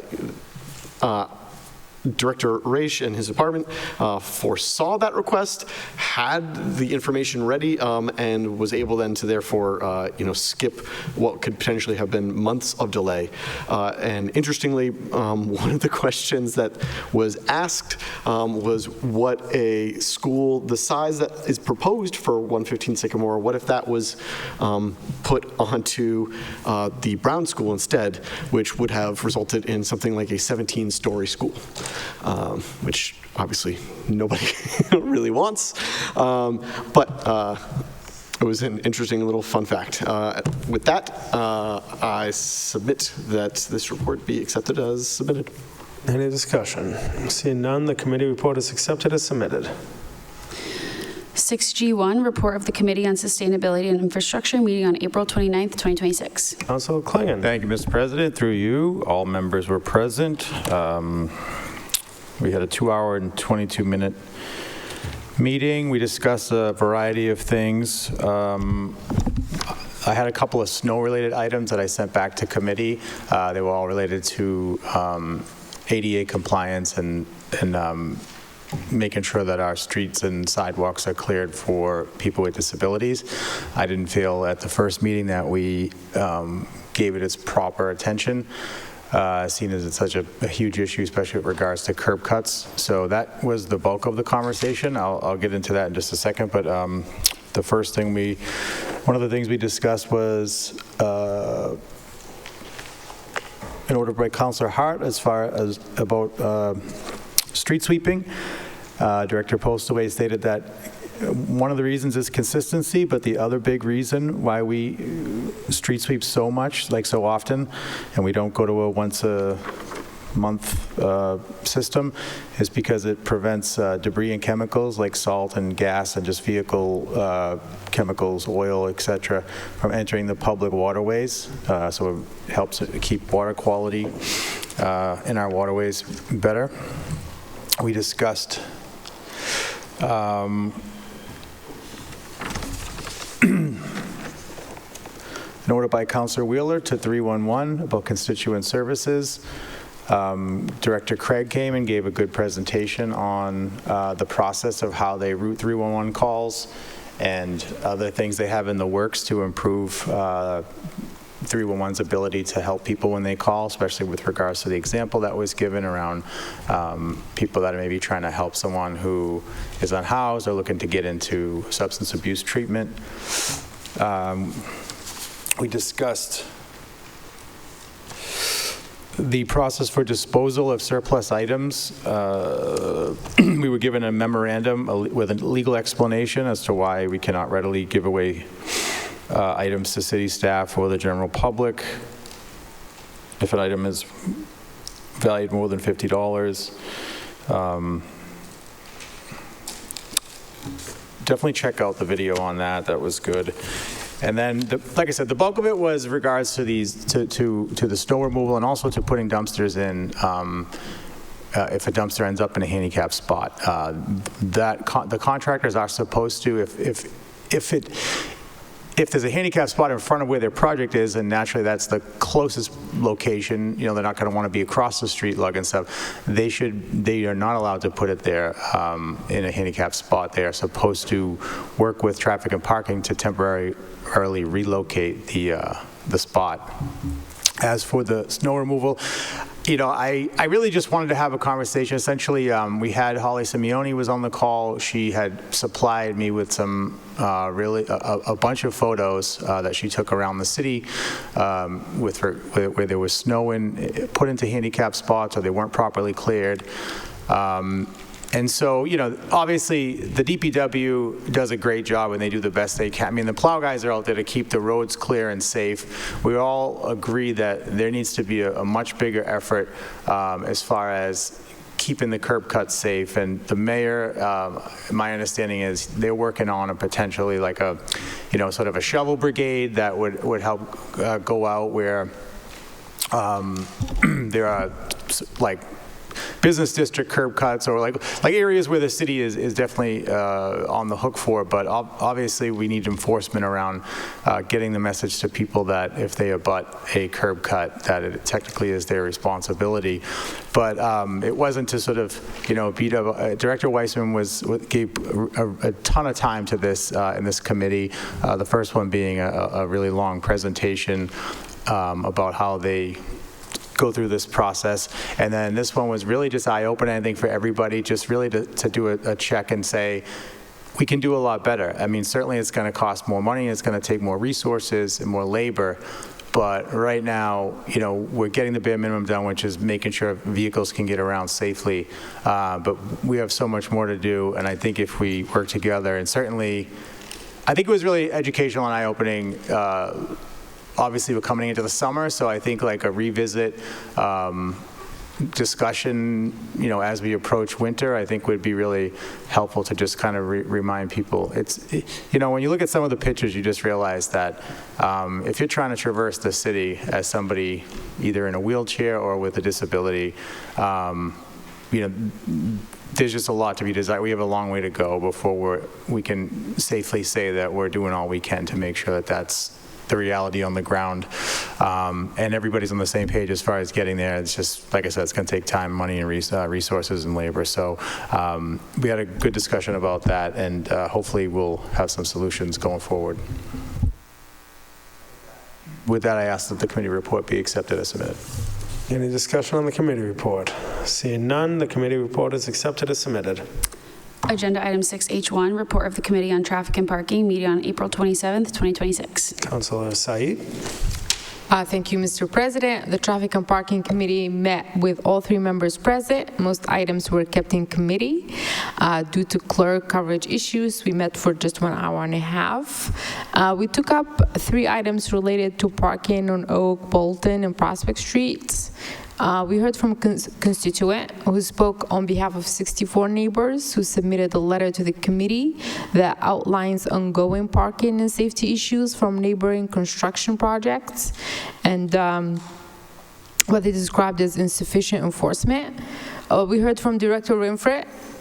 She said that traffic and parking have been issuing tickets and have this area as high priority. We heard from Director Postlewaite. He shared that the projects have traffic plans and there's communication between engineering and the police. And also ISD when there is clear violation of safety protocols. He added that when a developer doesn't follow traffic plan, the enforcement is done by ISD. And SPD is in charge of towing. We kept these items in committee so we can take them up this month, next week actually, so that we can hear from ISD and SPD regarding enforcement.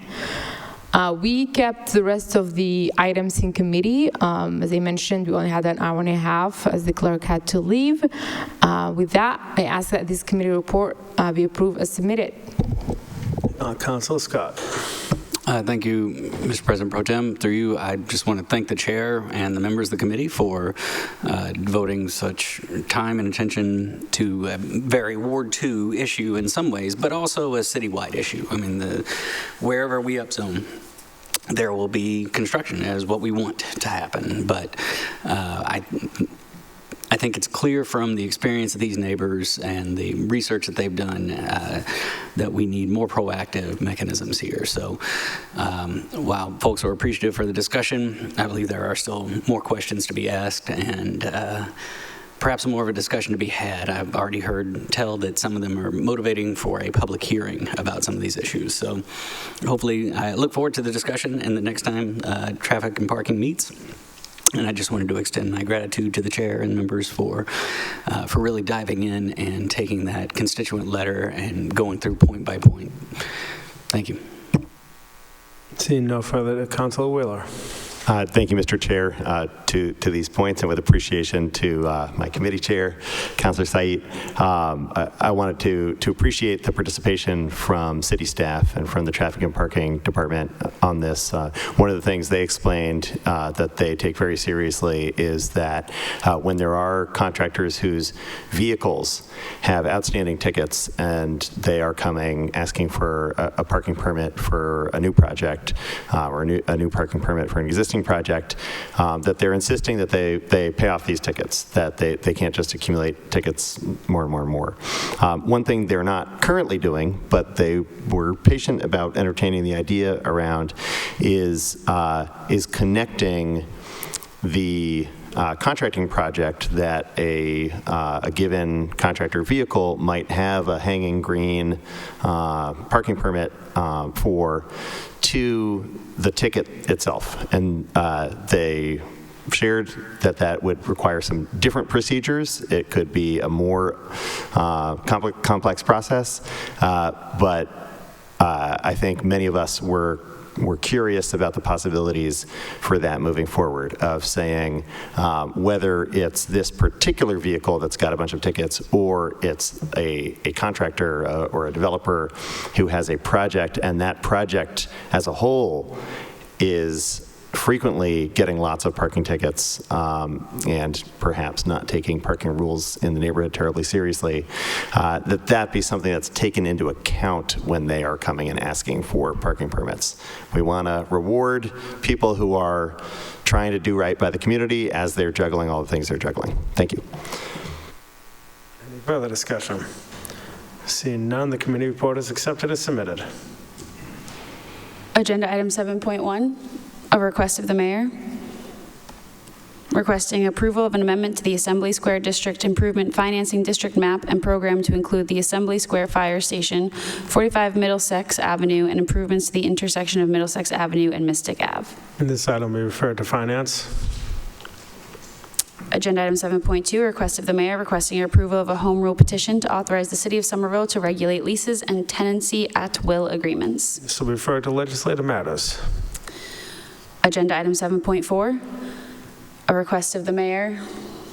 Councilor Wheeler. Hi, pardon the interruption. I move to waive the reading of items 7.4 through 7.16 and refer them to the Finance Committee. Seeing no discussion, these items will be referred to the Finance Committee.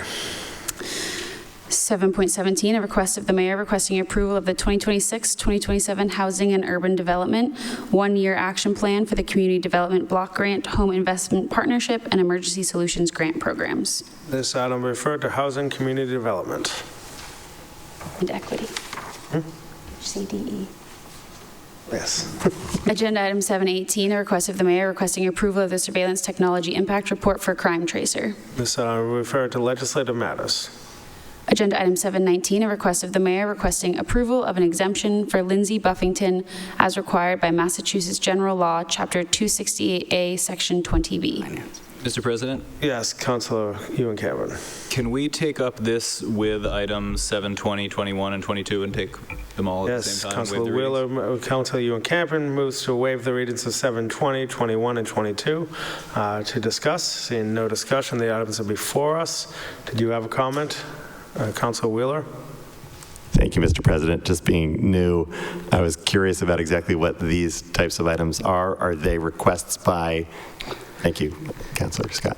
Councilor Scott, and I was also waiving to Liaison Radasi. Yeah, these are routine requests from the administration to basically provide a disclosure of financial conflict under conflict of interest law. It's to allow somebody who works for the city to also have a second job at the city, or somebody who does volunteering. So these are usually very routine, but I'd encourage you to take them into finance since they are financial conflict of interest matters, and you can look them over there if you like. I see Liaison Radasi moving to the front. Thank you, Mr. President. Through you to Councilor Scott, thanks for the explanation. I just wanted to say we would like to seek immediate consideration on all four of these items. As Councilor Scott explained, I think all four are SPS staff that would like to have coaching jobs with Parks and Recreation. So you'll see it says recreation specialist. I know, Councilor McLaughlin, you had asked about that. So it's coaching jobs that are usually seasonal. Councilor Wheeler. Well, I move to approve these items. All right, seeing no further discussion, these items are approved. Agenda item 7.24, a mayor's communication proclaiming May 2026 to be Jewish American Heritage Month. The mayor's office asked for us to lay this on the table for full discussion at the next meeting. Is there any discussion on that? This item will be laid on the table for next meeting. Agenda item 7.25, a communication from the mayor proclaiming May 2026 to be Haitian American Heritage Month. Any discussion? Seeing none, this item is placed on file. Agenda item 7.26, a request of the mayor requesting confirmation of the appointment of Christopher Camara to the position of police officer. Seeing no discussion, is an item to approve or refer to confirmation of appointments? Does anyone have a preference? So the chair is not here right now. Liaison Radasi. I'm sorry, I should speak on these. I'm vice chair. I move to recommend we approve item 7.26 and tonight, and 2.7, and send 7.28 to committee. Any discussion? Seeing none, items 7.26 and 7.27 are approved, and item 7.28 is referred to confirmation of appointments. Agenda item 7.29, a mayor's communication conveying the appointment of Gregory Cohen to the Public Financing of Campaigns Committee. This item is placed on file. Agenda item 8.1, an officer's communication from the city clerk conveying her resignation effective May 17th, 2026.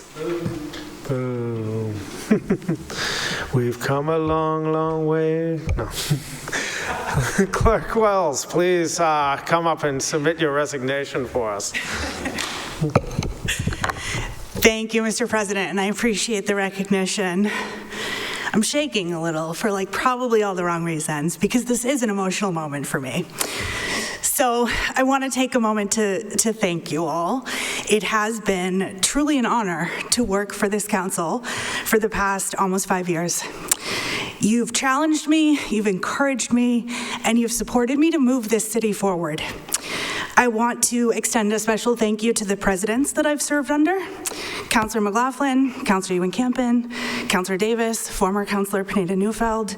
You've been true partners in public service, and I appreciate the trust that each of you placed in me to shape and guide the council's path. I also want to extend a heartfelt thank you to my team in the clerk's office. You helped me pave this path. My success here in this role is because you were behind me. I was able to build these skills and be ready to take on the role of CAO because you are an absolute powerhouse of a team. You're welcoming, you're diligent, and you're receptive to new ideas. Your consistent and exceptional public service is a true testament to this city, and the residents and customers are so lucky that we have you. I will deeply miss serving alongside you every day, but I look forward to championing and supporting your work as part of the administration. I would also, though, like to take this opportunity to celebrate with you all because we've had a lot of wins during my tenure, and I could not have had even a fraction of this success without the unyielding support of this City Council. So, in no particular order, I'm happy to share that together we have increased access and transparency to city government and information. We implemented new legislative management software, and we migrated all the data to maintain access to records dating back to 2010. We implemented a transition to the Zoom platform for the City Council and over 40 boards and commissions. We implemented new vital records software. We implemented a new marriage process, removing the requirement for gender, and then we pushed the state to do that for everyone. We created internal trainings for city staff on municipal government, on meeting management, and records access. We designed and implemented a citywide outdoor dining program. We implemented new dog licensing software. We implemented a genealogy search process. A lot of people love Ancestry these days. We implemented new ordinance hosting software, and so now we can make real-time updates for both zoning and the Code of Ordinances. We secured grant funding for and we implemented records management program that will soon be citywide. We completed a scanning and archiving project for all special permit granting authority and Board of Aldermen records that opened up an entire basement worth of space for other uses. You'll see those online very soon. I was not quite able to get that across the finish line, but I promise it's really close. We created and hosted the first municipal civics academy in the city. We hired and trained the first ever staff for the City Council, and now we have a legislative and policy analyst, a finance analyst, a land use analyst, and project assistants. We streamlined block party and public event and special alcohol license processes. We revamped the marijuana process. I'm almost done. We passed a comprehensive charter. We created a drafting manual and new legislative processes. We onboarded 3 new classes of city councilors, and we created a new format for Councilors College. We provided alternative communication cards and telephonic interpretation for councilors to better serve your constituents. We began providing Braille agendas and closed captioning. We even added a city council section to the newsletter. I will, in fact, stop there because I know that you have a meeting to finish. But really the point is that I'm going to very deeply miss engaging with you on matters large and small. And I hope that you'll continue to consider me a resource, a sounding board, and a friend. I look forward to continuing to be in regular contact with the team and to working together for the benefit of the city of Somerville. I also want to say to the constituents of this city that it has been a joy to serve you in City Hall, and I look forward to serving you in new ways. I am going to very much miss chatting at the counter with small business owners and celebrating joyous wedding occasions, but I can't wait to focus more on improving systems and services to help ensure that every single engagement with our city is a great one. I am so excited to enter this next phase of my governance career and to work alongside all of you for hopefully many years to come. Your trust in me as your city clerk has meant the world to me, and I hope to continue to earn it in my role as CAO. Thank you.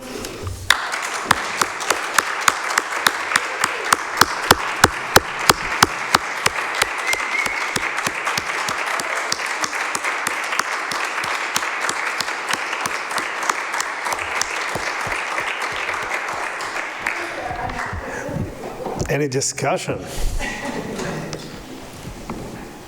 Councilor Klingon?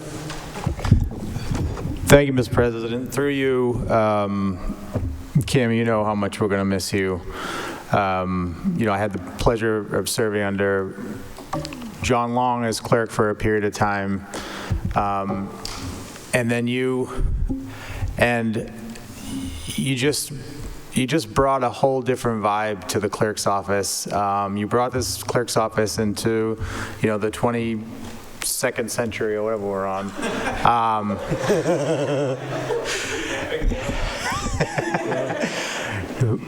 But seriously, you're an overachiever. You're a consummate professional. I can't say enough good things about you, and I'm glad that you're not going very far.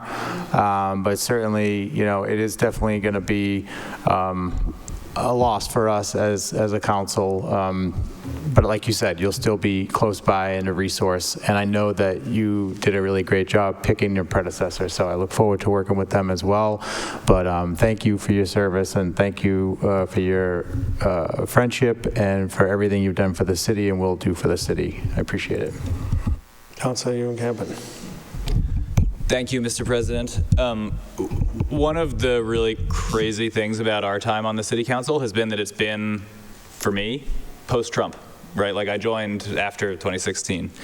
And he's had this crazy assault on civil servants, the swamp, all this BS. And, working with you through the president, it's hard to describe to the public what it means to work with a true civil servant, I've just watched you work with everybody. Doesn't matter what their priorities are, what their politics are, where they're coming from. It's so helpful on a day-to-day basis, but it's also just so edifying and inspiring and moving. The years I spent as president just working really up close with you, it was just mind-boggling every single time we worked. Anytime there was anything a little bit complicated or super complicated, it was always, watching your expertise and kind of just humanness through all that was, incredibly inspiring. So thank you for everything you do. I'm very glad you're not really leaving. Yeah. Thank you. In fact, Councilor Hart. I just want to say briefly, through you, Mr. President, to Clerk Wells, just to appreciate you when I started, kind of at an unusual time, and you were just so helpful, and your attitude of really joy, I would say, about just everything and such enjoyment in solving problems was just so appreciated. And so thank you so much for everything.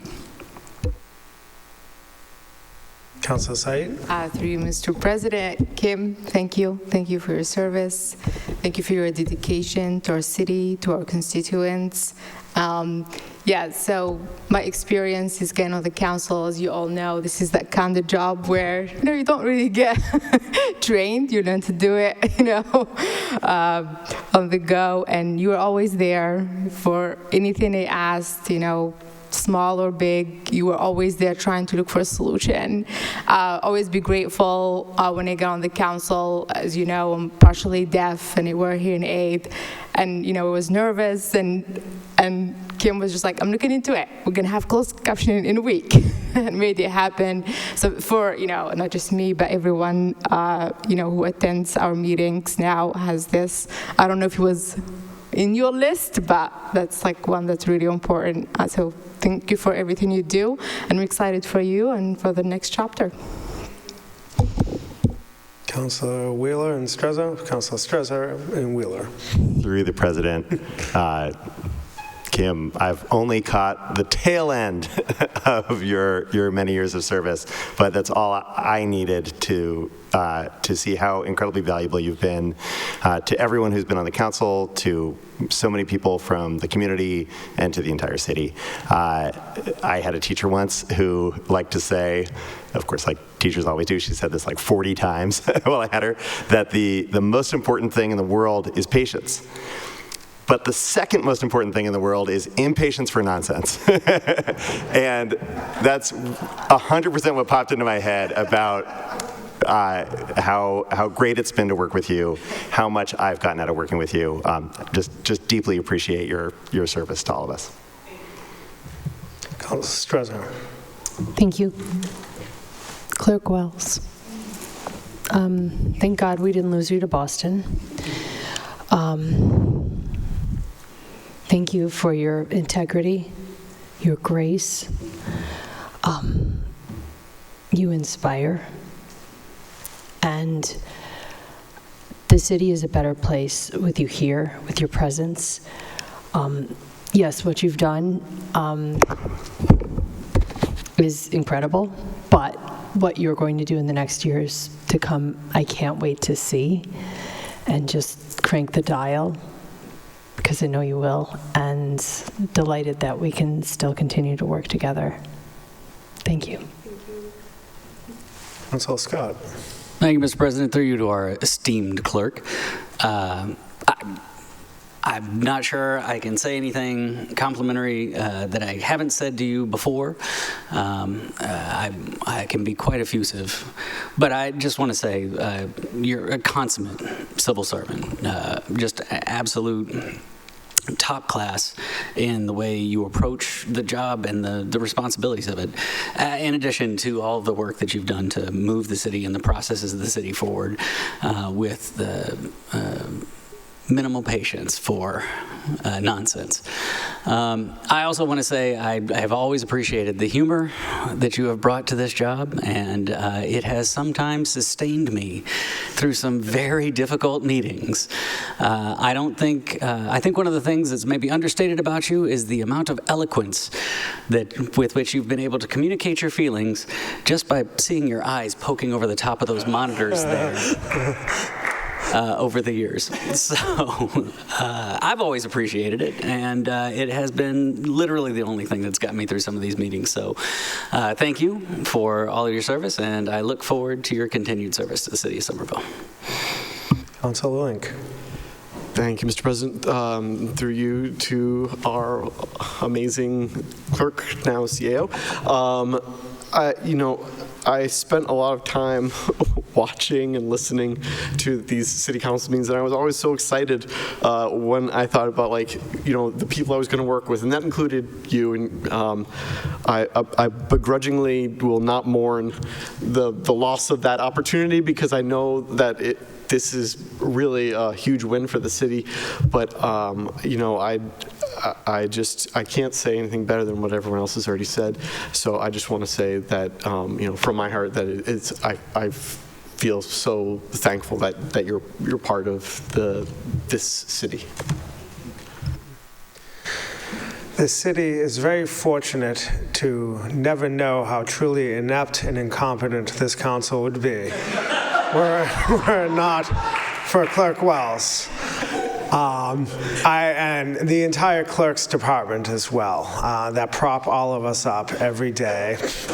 I listen to Clerk Wells and now CAO Wells talk about the many list of accomplishments that department had, and those are many accomplishments that I brag about all the time and say, I did this. But I put an order in, and a team of people made this happen, people who don't get the recognition, and they don't get to go out and campaign and put on their campaign campaign literature that they passed a charter, that they got a land use analyst, that they got all these different things. We put in the work, we put in the request, but other people do all the work. And Kim has led the way for several years on this. As the president of the council for 3 years, you really propped me up. We even just as simple as knowing what to read next was very helpful. And even as the president, you would sometimes forget all the other work that goes into it outside of our day-to-day tasks. So I feel strange saying goodbye to you because I'm going to keep seeing you and you're moving on to bigger and better things, but we're all very grateful for you. If I may? Please. I'll just close with thank you all for saving the trash talk until after the meeting so the public doesn't know all the bad things you think about me. And if the legacy that I leave is to be remembered for not suffering nonsense, I'm good with that. Thank you.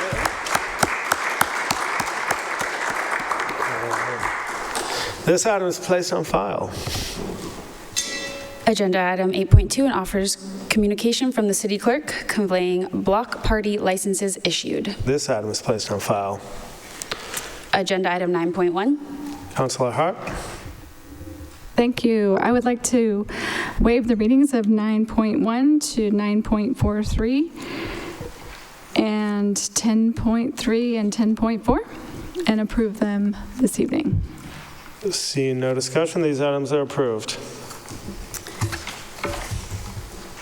9.44, a public communication from 25 residents submitting comments regarding item number 26-0287, a zoning text amendment to amend multiple zoning ordinance sections. This item is placed on file. Agenda item 9.45, a public communication. I'd like to waive the readings of 9.45 to 9.49 and place them all on file. Any discussion? Seeing none, these items are placed on file. Agenda item 10.1, an officer's communication from the Director of Infrastructure and Asset Management conveying that a public hearing on proposed FY27 water and sewer rates will be held on May 28, 2026, pursuant to Section 11-125 of the Code of Ordinances. Discussion on this item? Yes. Councilor Strezzo. Thank you. You know it. Is this hybrid? What's the location again? This is a communication. Right, but where is it going to be held? It doesn't say on the... Thank you, Mr. President. So the officer's communication before you is just a courtesy so that it would be on the agenda. Director Rach did send out an email yesterday informing you of the date, and his team is currently working on public noticing the hearing. From what I understand, it will be held both virtually via Zoom and in person at the water conference. It's TBD, the water tap, which is why they said water. They told me water too. But that's what it's called, water conference. Water conference. So those will be posted on the city's website and in the local newspaper. Yep. Any further discussion? Seeing none, this item is placed on file.